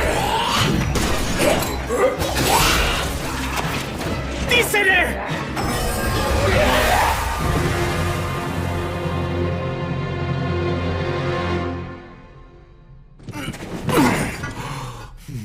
Now, Gilreese, you go stand guard first. Right. Let's heal you.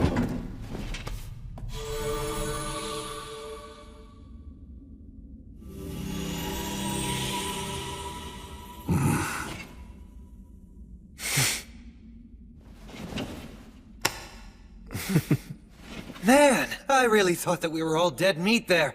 The 5 of us charging into the demon's base was definitely a reckless move. Oh, that was well done. You did great, my man. Oh, no. I didn't really...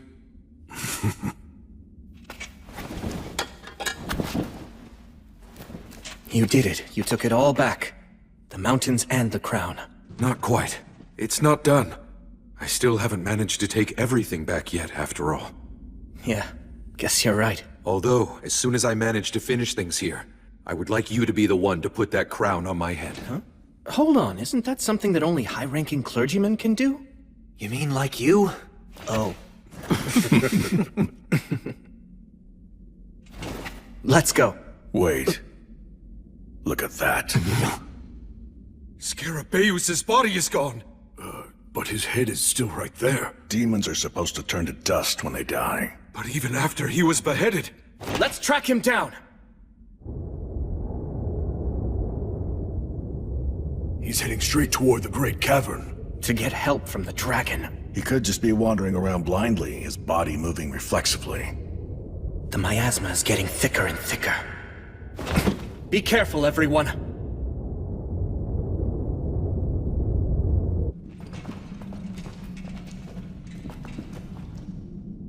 This is the Great Cavern. Look around, find him.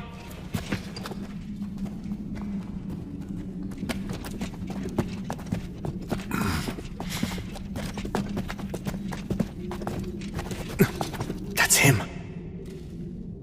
What is he doing?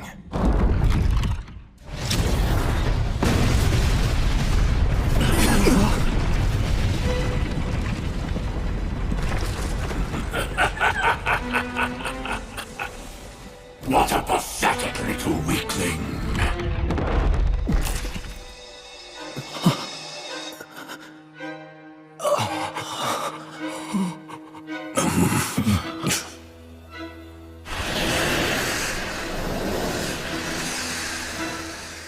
Greetings, all of you.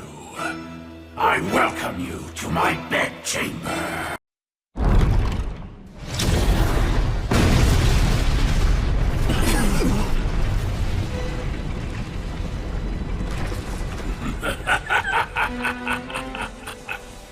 What a pathetic little weakling!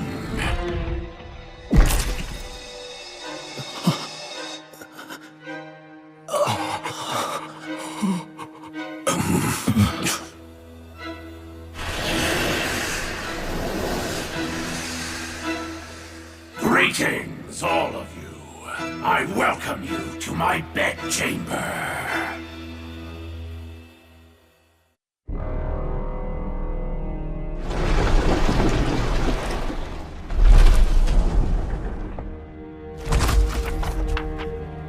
You there, weak one. The one who is destined to die here. I ask you, what is your name?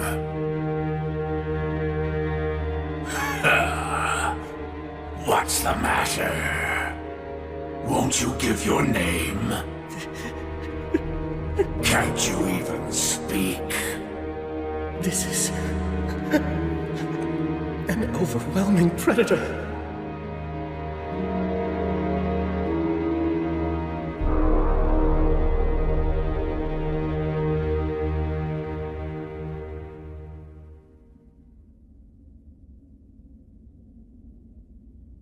You may try to deny unpleasant feelings such as fear and anxiety, but doing so won't make them go away. If you wish to be confident, pride is not what you need, just as false bravado is not what you need to be courageous. The actual truth is that everything begins with acceptance.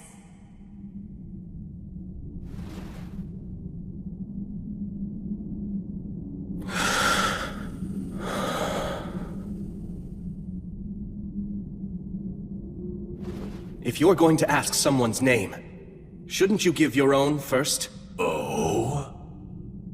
It seems that you are not merely another one of the lowly rabble who are only seeking to plunder. Fine, I shall give you my name. I am the Sickle of the Gods, also called Calamity's Sickle. I was born with the last flicker of a star. My life is eternal and everlasting. I am the Lord of Miasma and Sulfur, the brother of the lava. I am Valakirka! Now, answer my question. Who are you, small one? My grandfather was the Wandering Sage. The name my father bore was War Ogre of the Star of Leo. My mother's the beloved daughter of Mater. I'm known as the Light of the Hinterlands, the faraway paladin. Disciple of Gracefield, the goddess of flux. I am William G. Merryblood. It is an honor to meet you, Dragon of the Age of Gods.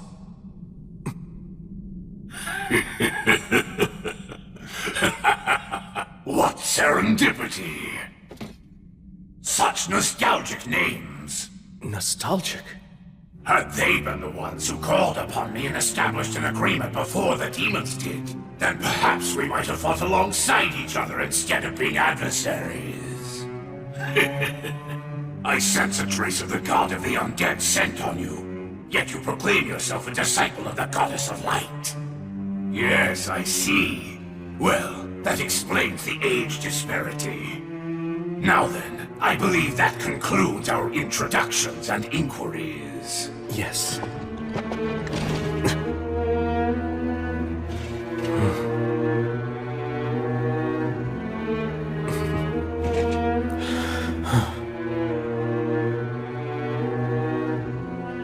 Faraway Paladin. Do you wish to take me on as your servant? Why does that surprise you so? You and your companions destroyed the demons. You're a danger even to me, and that is inconvenient. Since that's the case, it's only natural that I would seek something new to depend upon for protection. Of course, I do have some ulterior motives as well. I'll have to ask for appropriate compensation.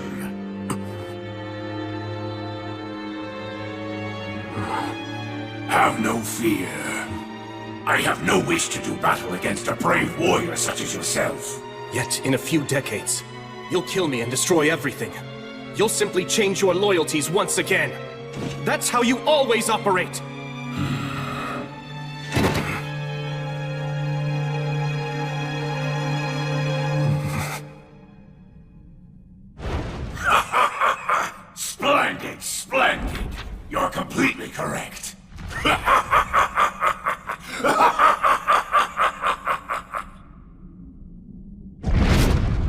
But then, it's really not such a bad deal, is it? He's right. If I accept the deal, I won't have to fight a losing battle today. After all, what reason do you really have to fight me? Did you not come to me armed with spear and determination because you perceive me as a threat to innocent people?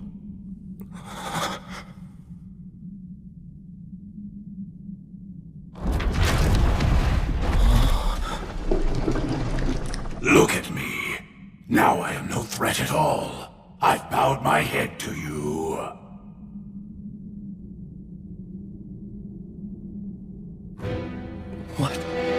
What is going on? All right, make your choice. Show me you have what it takes. Prove you can wield authority over me. Now what will it be? Are you going to choose peace? Or will you choose battle, even if it means your demise? You should be aware that I'm not a patient creature. Act now, choose quickly.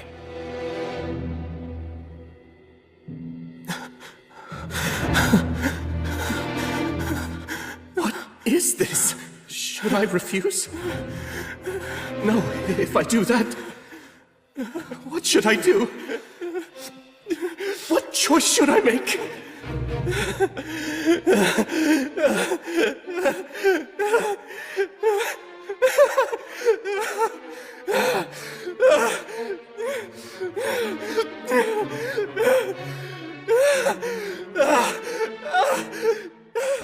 Someone...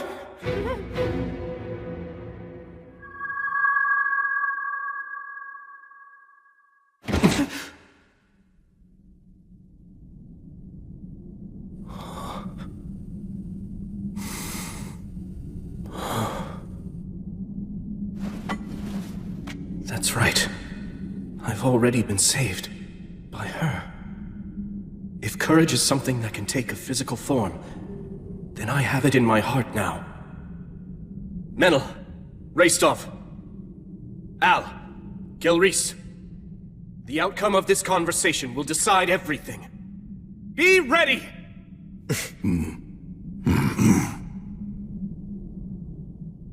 So then, have you decided? The time is upon you. You must choose, faraway paladin. Will it be peace or death? I won't choose. It's you who must decide, Valakirka. Oh? And just what is this choice? To mend your ways, or not?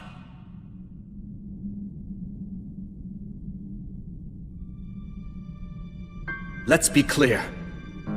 The peace that you're speaking about, it's merely a limited peace between you and me. It's not specifically peace for me, or for the innocent people you mentioned before. Am I wrong? No, indeed, you're correct about that. In that case, I can only offer you one way out. Mend your ways! And just what am I supposed to improve? The extreme eagerness you show for constantly scheming and seeking conflict. If you swear to mend your ways and truly seek my patronage, I'll also take a vow. I'll swear to the Goddess of Light that I will protect you. And for as long as I live, I'll defend you from all who are hostile to you. That is how I operate. Well, decide now! Will you choose to improve or fight? Give me your answer! Dragon!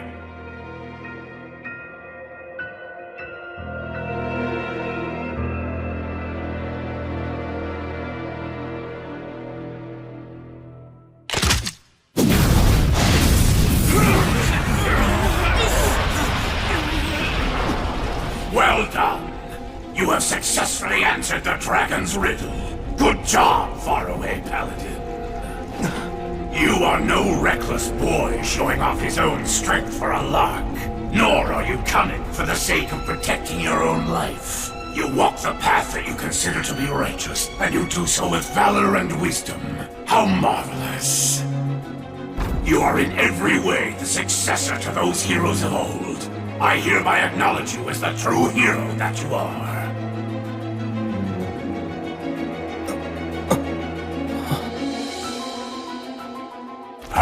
I refuse to meet your conditions. I won't change my ways.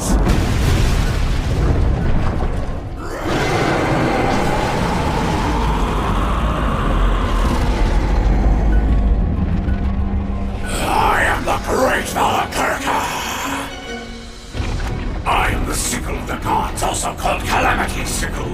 I am the lord of miasma and sulfur and brother of the lava. I am alive because miasma poisons and kills, and because lava is boiling hot. War, disasters, feats of valor, treasure, death, sacrificial maidens, and heroes. What would a dragon be without any of these? I am Valakurka.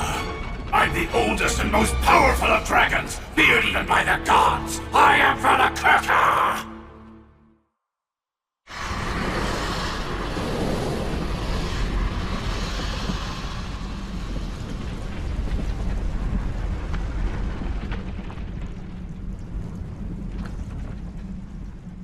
To the hero, and the warriors who follow this hero.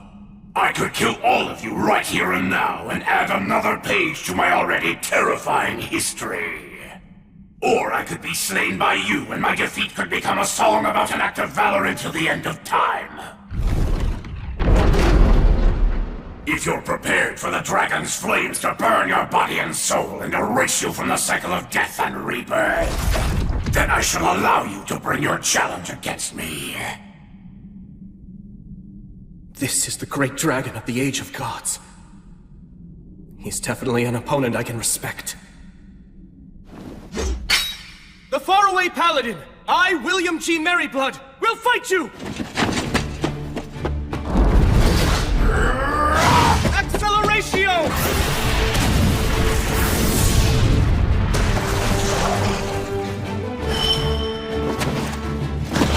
Lamina!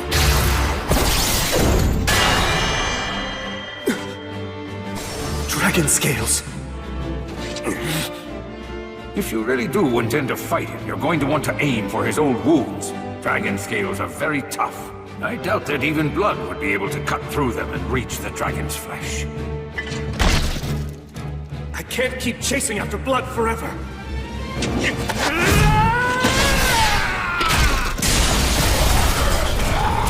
Acceleratio!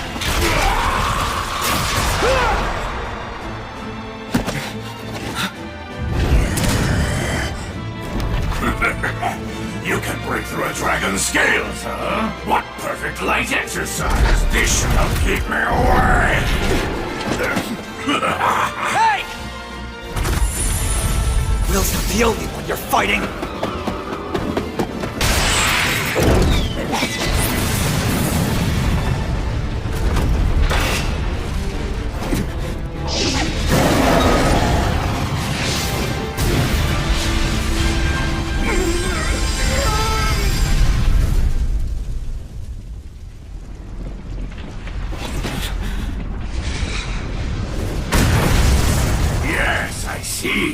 Very impressive teamwork!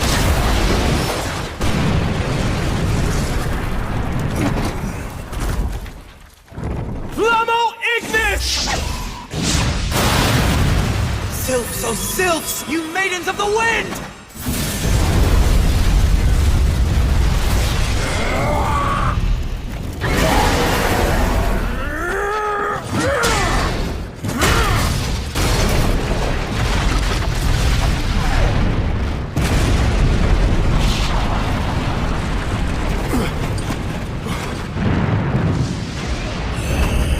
Right now! Legator! Notice! Obligatio! Conciliat Sequitur!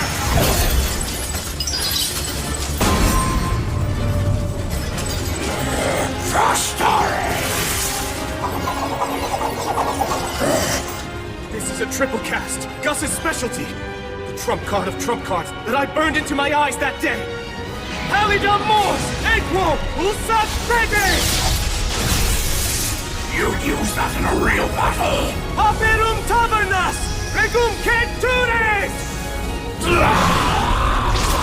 Damnatio memoriae!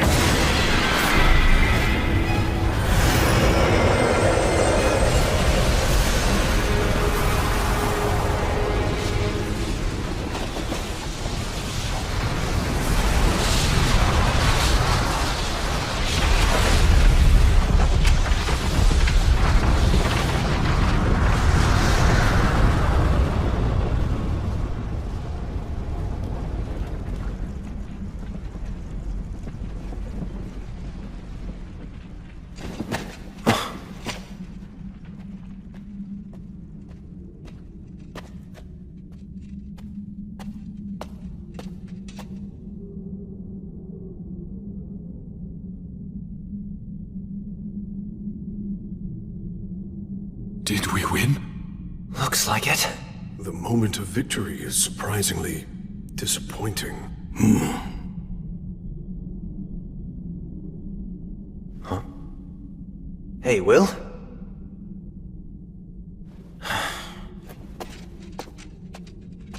The dragon's destroyed, isn't it?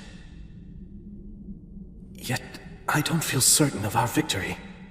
Not everything is resolved by a battle to the death. Sometimes you win by pure chance.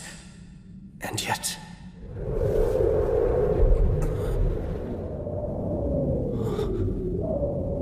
Is that wind? It's not over!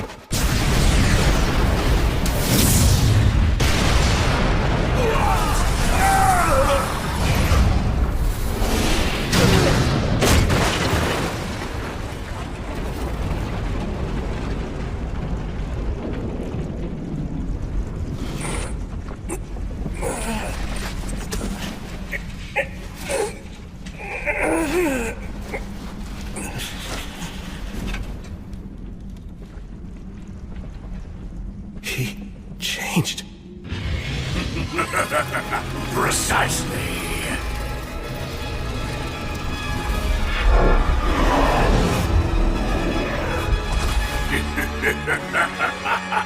Words of transformation. Words that are so risky that humans can't even use them. Actually, that raises another point. How was a huge beast like Valakirka able to get into this underground country in the first place? So, have you caught on now? That's right! The words are all extremely well known to us dragons.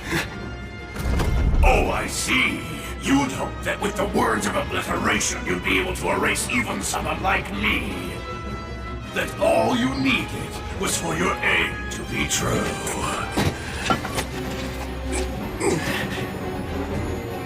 He even knows how to counter the ultimate destructive magic. No, the result would likely be the same no matter what magic I chose. This dragon has fought every kind of word on every kind of battlefield, and he's been able to defeat every last one of them. Of course he has. This is a dragon.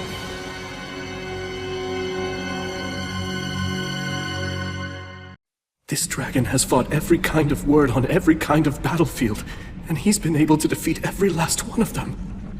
Of course he has. This is a dragon. Well now, faraway paladin. You fought bravely, and for that I commend you. Out of respect for the spirited fight that you've managed to put up thus far, I have an offer. Do you have any interest in serving me? I see that you're wise to my intentions, but I'm prepared to give you a justification. Should you refuse to accept my proposal, I'll burn your companions' flesh and bones, and even their very souls, till they're nothing but ashes. Thus threatened, you can say that you had no choice but to capitulate to the dragon to save your companions' lives. Well, it serves as a good excuse, doesn't it? I have seen many humans with that very same look in their eyes. Even if I were to threaten to burn you to ashes, I know that you won't bend or falter. I can see that you're still trying to ensure that your companions don't suffer such a fate, while you continue to search to find a way out of this predicament. But no matter how hard you might try, all of your efforts are completely in vain. Am I wrong? Although, there actually is one single way for you to avoid giving it to me. You need only kill yourself. You're loved by the goddess of flux, aren't you? So, all you have to do is simply cut off your own head. After all, the next world awaits you, right? And the next one after that as well. And the one after that, too. And even the one after that. You have an infinite number of chances, don't you? If you wish to prevent a tragedy for your friends, simply end your life. Like tossing a game board if you can't win. You can just tell yourself, not here, not now, next time. This isn't the right moment for me to fight. No way. I won't choose that. Very well, then. To be frank, if you don't place a higher value upon your own life than that, I don't want you in my service. All right, now choose. Will you side with me? Or will you fight me and in doing so, die? I can well imagine what would happen if I were to take your side. I simply cannot bow to you. Then your companions will die. We all came here prepared for that possibility. If any of us are lost, so long as just a single one of us survives to put a blade to your throat, that will be enough. But surely you see that you have no chance at all of winning this fight. Yes, I do. If I persist, use this blade, and strike you, thousands or millions of times, I'll win this battle. Am I wrong? Maybe you could, but only after thousands or millions of miracles come to pass. It doesn't matter how many thousands, millions, or even billions it takes. If I have a chance at winning, if there's even a possibility of keeping my promise, then I'll take it. So now, you'll see how stubborn I can be. Dragon Valakirka! Speak your peace, faraway paladin. I'll slay you. Right now! I'll strike you down long before you can! Fortis Vita! Acceleratio! Cadere Uranium!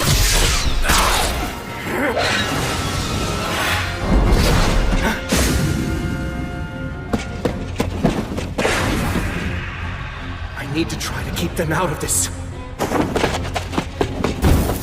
Erba! Volanto! Tony Cruz!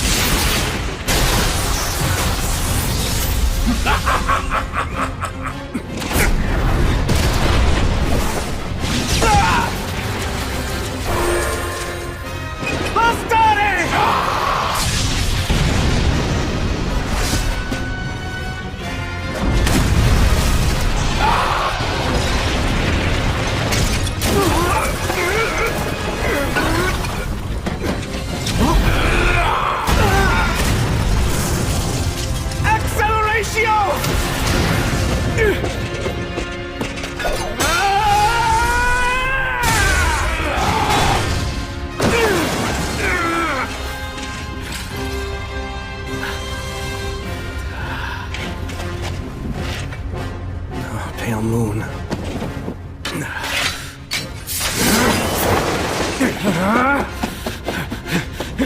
Valakirka's wounded all over, too. If I can just manage to stab him somewhere with Overeater and extract his life force. Truly a shame.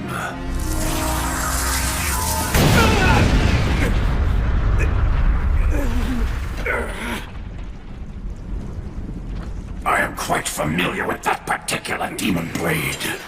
I know that it's indeed a legitimate threat to me. It's said to have been forged by the hand of a demon king in times gone by. It was created in order to confront and kill the High King, who was obsessed with swords. But despite its power, if one knows how it works, it can be defeated. Much like this.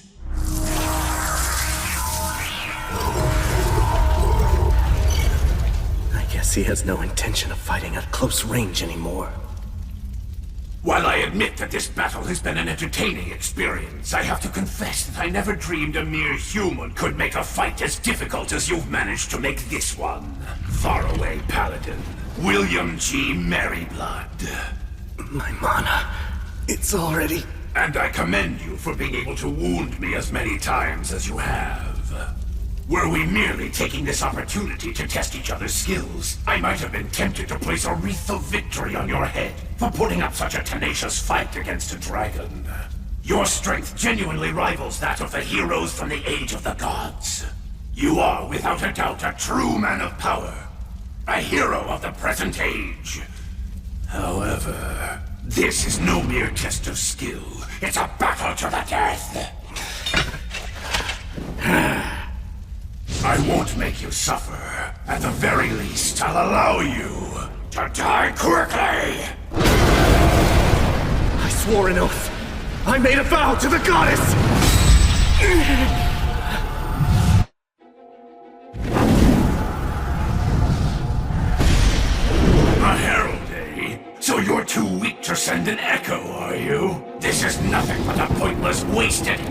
goddess of light!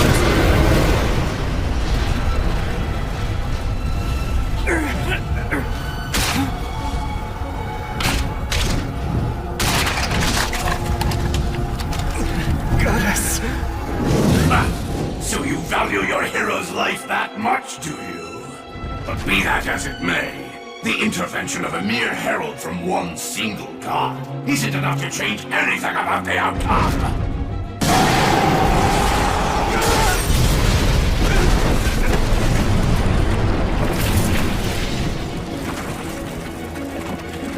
Paladin, you have proven yourself to be worthy, so I'll allow you to die by my breath.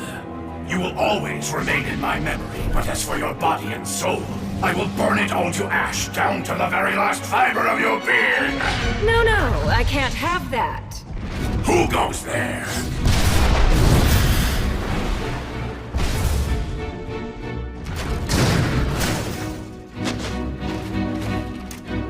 This hero is my prey. I've chosen him as my enemy. After having watched him fight, I'm absolutely certain about that. And I won't have him defeated by someone else right in front of me. The god of the undead here? Stagnate? Well now, evil dragon Valakirka. I believe you said that the intervention of a mere herald from one single god isn't enough to change anything, and you're right. I told him that too. That's the same prediction that I gave him. I said that heroes are insufficient, even with the goddess of light helping. That's true. There's no chance of slaying a dragon like Calamity's sickle. But you know, now that I come to think about it, I didn't consider what could happen if such an intervention actually involved two gods. I wonder what would change. Would a hero have a chance of winning? I believe they'd have at least some chance, Valakirka. Well, it seems that you're as talkative as ever, god of the undead. You and I are two of a kind. A detestable kind, that is. I feel as if we have similar tastes. But my taste is nowhere near as bad as yours. A life, a soul, only has value if it burns out in a final blaze of glory. What's the point of living forever anyway, you worldly fool? That itself is poor taste. Beautiful things should last forever. That's only natural, but you just destroy. My, what a lady killer you are, Paladin. Even in the age of the gods, I never saw the like. Just imagine, two goddesses rushing to your side when you're in peril. Wait, goddess? In the grand scheme of things, does it matter whether I'm a god or a goddess? After all, to someone who's a god, gender is only decorative. Right? Oh, come now, don't be so angry, Gracefield. I mean, where's the harm in enjoying a little perk like this? What's that? Why now? Is that what you're asking me? Well, after watching such a furious battle unfold before me, I'd regret not intervening much more. You did your fear in a fight involving the great and powerful Valakirka just for a petty reason like that? Why, you pathetic hero-obsessed hedonist! Yes, precisely. This strange paladin, this hero who's standing before you, I think he's worth going mad for. Now then, this battle hasn't reached its conclusion just yet. So tell me, do you still have the will to keep fighting, William G. Merryblood? Come now, my foolish yet clever enemy, Paladin of the Light. Uphold your vow. Hold your conviction steadfastly in your heart. You said before that you'd fight until the moment you fell over dead. Surely that wasn't a lie, was it? Guess I have no choice. I can't get out of this, huh? Valakirka! What is it? Remember what I said? I'm very stubborn. Indeed, you are incredibly stubborn. Was it this persistence of yours that made the gods finally take action? I admit, you're truly a hero. Very well then. It seems that the gods have given you their utmost blessings and protection, allowing a mere man to stand as an equal to a dragon. And burning even a hero who's lauded by the gods is what makes me a dragon! So now, you merciful goddesses who oversee the soul, lovely maidens who have lost the protection of war, what safeguards are you planning to give to this hero? That is, how will you kill me? I won't give him any. As I said before, this man is my enemy, and he's declared that he always will be. So I have no reason to grant him any kind of protection. Oh. But surely you haven't forgotten, have you, Valakirka? You do know where you are right now. That's right. This is the Iron Country. The mountains where the regretful souls of the Warriors of Flame reside. Now is the time to return. Your compatriots, your descendants, have come back. They've brought one who is undeniably a hero, so that he may defeat the demons, challenge the dragon, and take back the mountains that were once called home.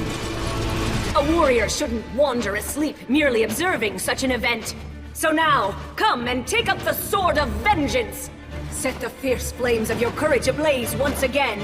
Your time has come, Dwarven warriors!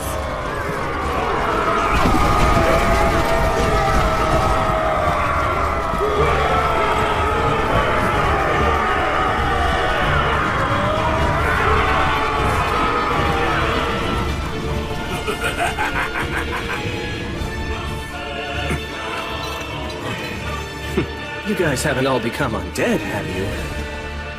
Relax. We're all still alive. That's right. As you see. We did cut it pretty close, though. That solo battle of yours kept the dragon distracted for a while. Then, with the protection of our ancestral god. Well, it took a while since I'm not used to it, but I healed us all. I see. Al, remember when you were fighting against that demon? You were in the divine protection of Blaze, the god of fire. Indeed. Sir William, what is all this? They're our allies. Reinforcements we can rely on.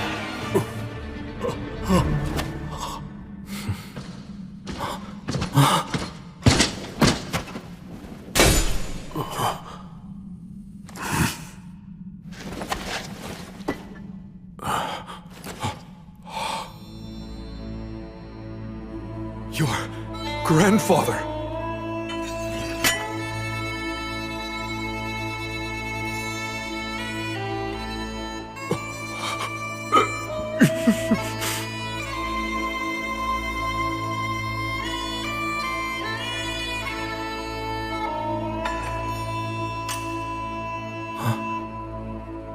Hold on. Shouldn't you give that to Al?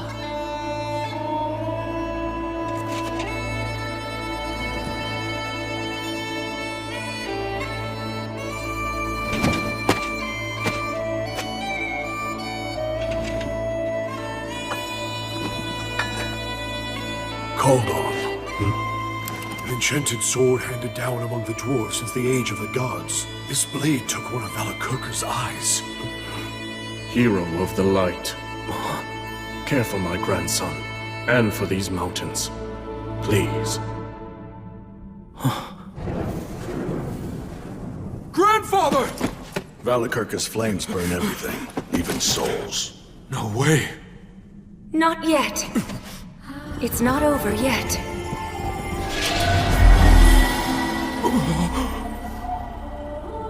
Goddess, you... Hear me, all of you who cannot preserve your souls. You who've been burned by the dragon's breath and cannot return to the cycle of rebirth. You who were born into this world, lived well, and enjoyed life to the fullest. I bestow upon you this final blessing. If, even in death, even after your souls have perished, you still wish to pursue what is good and right, I shall guide you.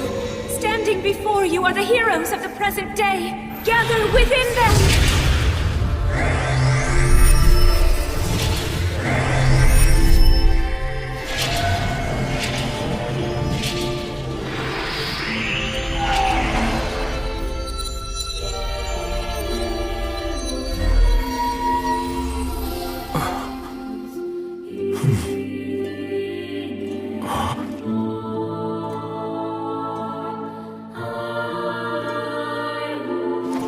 Grandfather. Even now, I won't apologize. But, my grandson, look after our country and people. I beg you.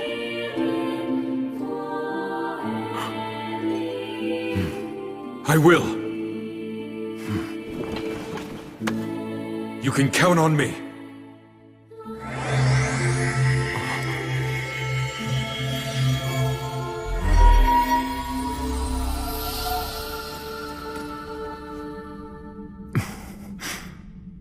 Sheesh. I guess that nothing's changed. She never could let me have all the fun.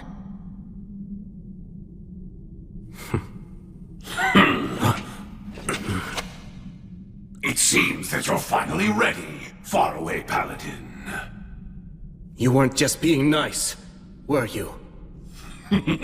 Certainly not. I merely like to let my wine age a little.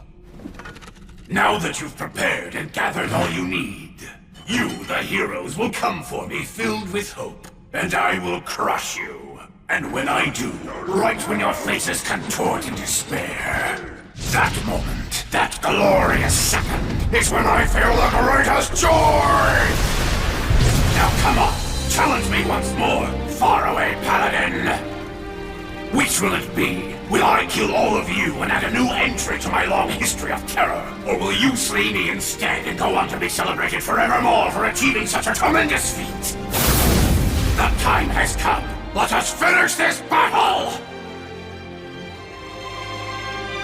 Here goes. Yes, I order you once again. Go. Slay the dragon, and keep your promise to me, my knight. On my sword, and on the light, on the souls of the warriors that now dwell within my chest, the evil dragon will die! I will slay— Slay the dragon, and keep your promise to me, my knight. On my sword, and on the light, on the souls of the warriors that now dwell within my chest, the evil dragon will die! I will slay him! Burn, flames of courage! It's time for retribution! Evil ends now! Bellator! Bellator! Fortis! Fortuna! Anuvan!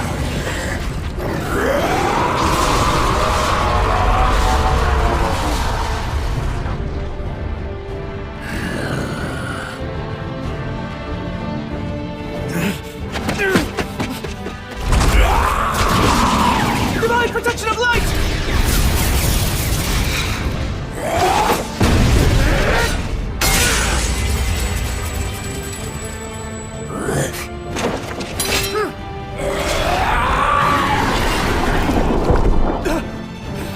I'll crush you! Will, no! Sir Will!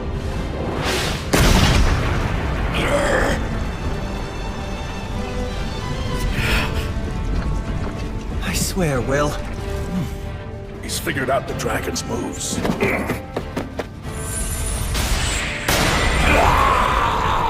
That comes with a bonus, Hydra Venom.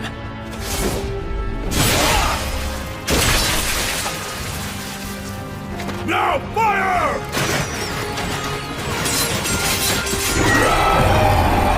Charge in!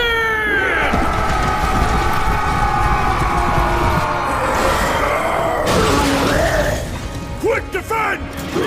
Now burn brightly! Flames of courage!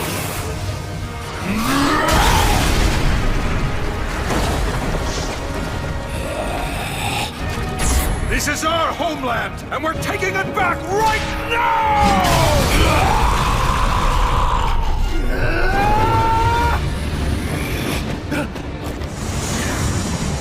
I didn't want to have to do this, since it will also harm my treasure.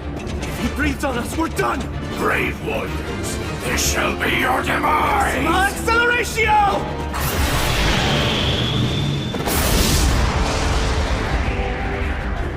Solus Ortus!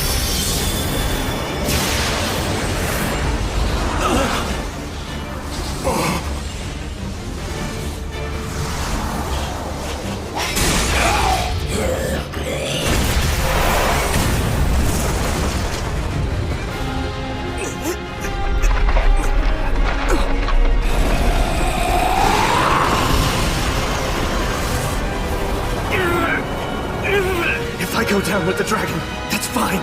You must not give up.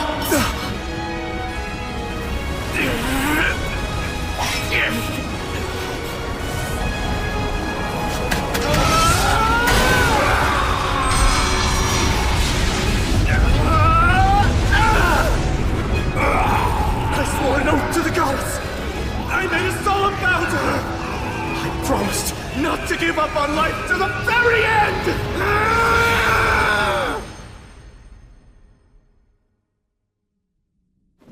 Will! Hey, Will! Please, Sir Will! Huh? Hold on. Am I? Come on, speak to me! Will, are you alright? I'm just fine. Menel. You shouldn't get up yet. I feel really good for some reason.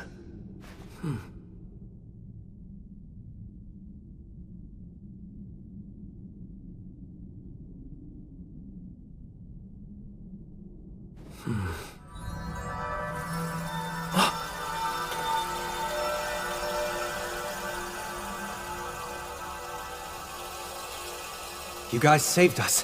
Thank you all very much. We appreciate your help.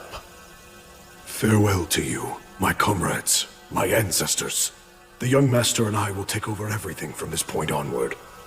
I promise. I'll restore the Iron Country to its former glory.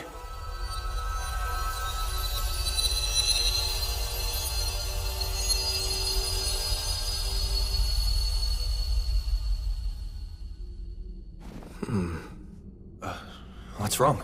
My body. Something feels strange. Yeah, I'm sure it does. Do you know how many times that dragon turned you to charcoal? You need to rest, Will. Oh no, I don't mean like that. What? Huh? What's this? You absorbed the dragon's life force through that demon blade. It's obvious. The dragon's breath burned your body and soul until they were red hot. It tempered you, and then his blood hardened you, just like forged metal. What? To put it plainly, Valakirka's dragon factor has interwoven itself deeply into your body and soul. Ordinary blades will no longer be able to cut you, and weak words will feel as if they're nothing more than a light breeze on your skin. However, your new condition increases your animal nature. Don't let this power make you arrogant. Make every effort to keep the dragon factor quiet. If you don't, then it will only bring you to ruin. And to be honest, I do not wish to see you die such a pitiful death. Stagnate, you... I'm afraid I've been rather free with the use of my power. But then, since I helped you slay the dragon, you now owe me. I'd say that's not such a bad trade-off. You do feel indebted to me, don't you? Yes. Excellent! You see, when dealing with a hero such as yourself, pinning you down and forcing you to yield to me is much less effective than making you feel grateful and indebted to me. It is a shame that Gracefield guided those dwarf warriors away, but why should I bother seeking them out simply to make trouble for you, when asking for nothing and simply making you more and more indebted to me will prove more profitable later on? That's exactly what scares me about you. Then I shall go now. And farewell to you, Gracefield. I've troubled you enough for now. Stagnate, goddess of the undead, won't you consider giving up your ideals? It's not too late. Will you discard your undead powers and work with me to guide souls once again?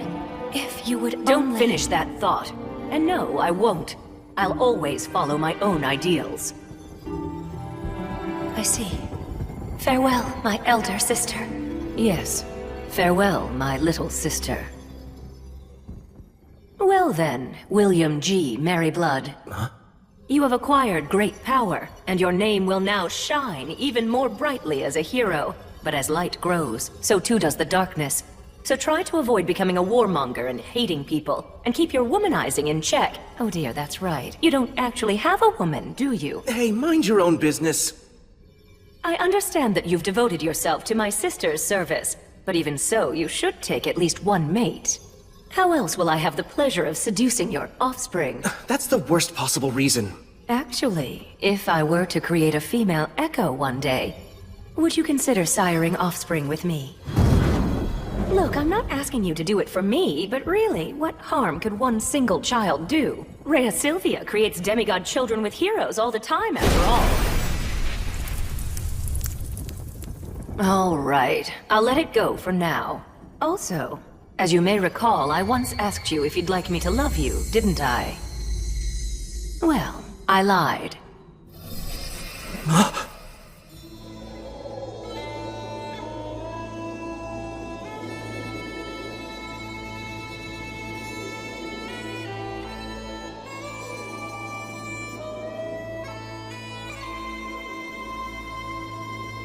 Because the fact is, I already love you, William G. Merryblood.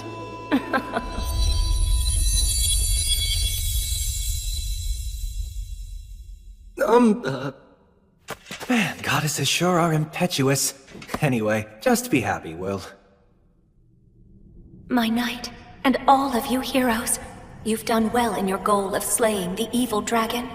Splendid work. I still can't believe we won. I shall reward your efforts. If there's anything you want, you need only speak it. A wish. If I may, please, Goddess of Light, this area is full of the dragon's miasma. Can it be expelled from the mountains and Lothor? Now that the evil dragon is gone, this request can be granted, at least to an extent. Well, if that's the case, then please, I beg you to purify our homeland. Yeah, I'd like to ask for that as well. Gotta think of Dina and her people. And I shall also make the same request of you for the sake of my fallen compatriots. I'm fine with that too. Just being able to fight the dragon was enough for me. Add my name too. I request your purification and blessing. Very well. I have heard your wishes.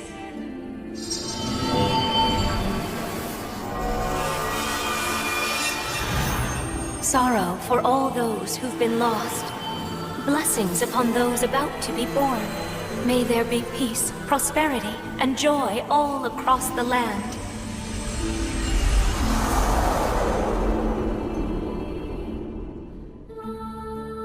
Now, you heroes who've slain the dragon, you brave souls who've reclaimed and restored this land, henceforth, may the blessing of the light be with you.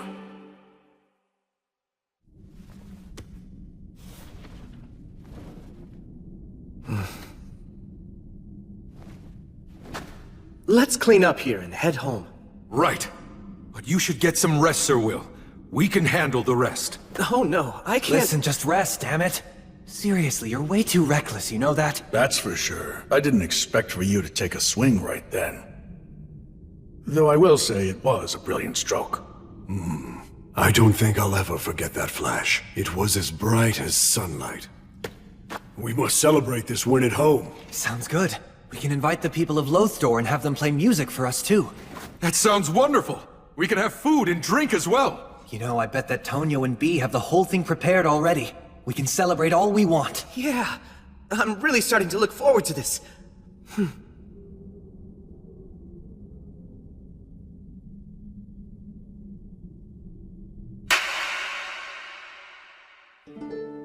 We took some of the dragon's treasure and a few of his scales as proof of the successful completion of our quest. Shortly after, we headed out for town.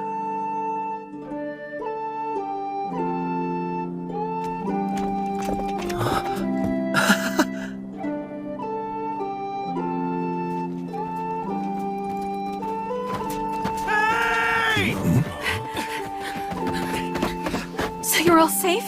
Well, yeah. I mean, can't you tell?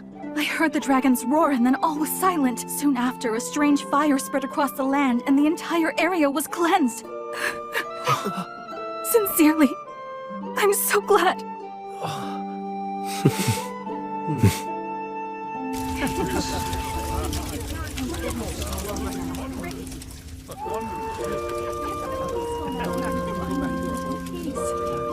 I thought there was a pretty good chance you wouldn't return. I'm not gonna die. I have too much to do. Oh, like what? Well, for starters, there's rebuilding this place. The effects of the dragon's miasma still linger, right? That's true. The miasma hasn't completely disappeared just yet. Some demons survived too. You're going to give some of the dragon's treasure to us? Yes, there's more than enough to go around. You can use it to help rebuild for now. Although, I fear that would be... I think we should take him up on his offer. Now that we've taken back the mountains, the former residents of the Iron Country will surely return soon. We should all work together. Let's restore our land to its former glory. But we don't want a large influx of wealth. That could throw off the balance of money and trade. Consult with Tonio first. Right. We'll also need to be prepared to take in any new residents. Looks like we're going to be busy for a while.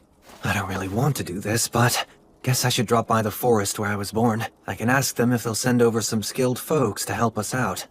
And I'll go along with you. You will? The one who's making the request should be there to plead in person. Yeah, I guess you're right. We'll cross the ocean when spring comes then. Or do I even need to go? Just admit you're happy.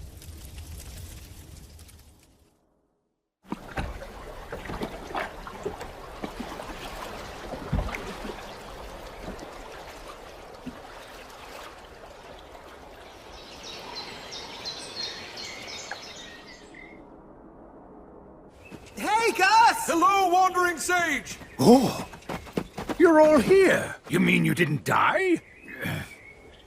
The flow of your mana seems quite odd. A dragon factor? You nailed it.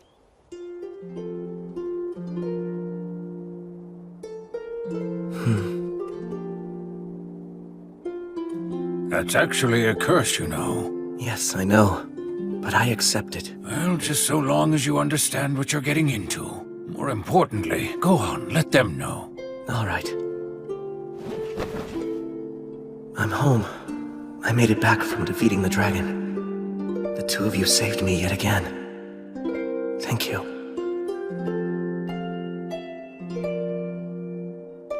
Allow me to return the weapon that you lent me. No need. Just keep it. I have no use for it. Oh, but, isn't it a memento of your beloved comrade?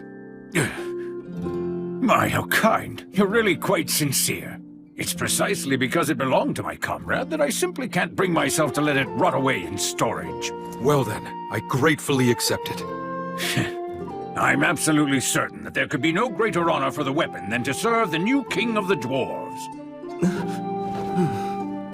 I'll return called on. No, Sir Will. That sword should belong to you. No, I couldn't. It's been treasured by the dwarves for generations. And they entrusted it to you. Fighting fierce battles is a hero's destiny. Please, just make good use of that sword. I'll take good care of it, on loan. And then one day, I'll return it to your homeland. Right. Although, what you said makes it sound like even more difficult enemies are going to be coming my way. Hello? Well, you know. Try to live strong. I'll help you out when I can. That's not reassuring, at all. Jeez.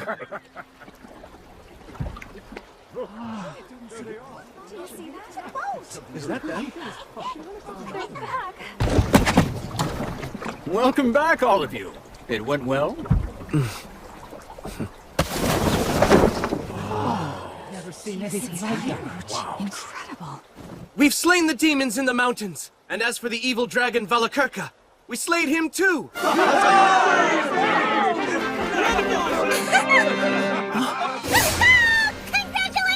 Bee!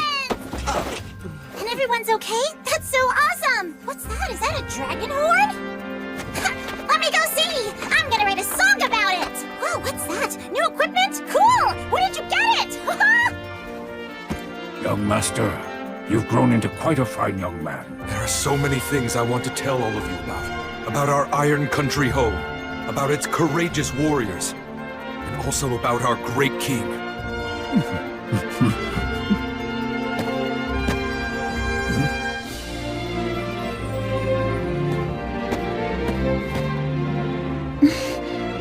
It's good to have you back.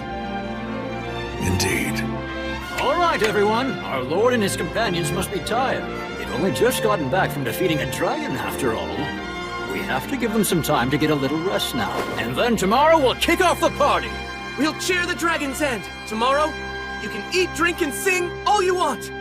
Come, help us celebrate! Yeah!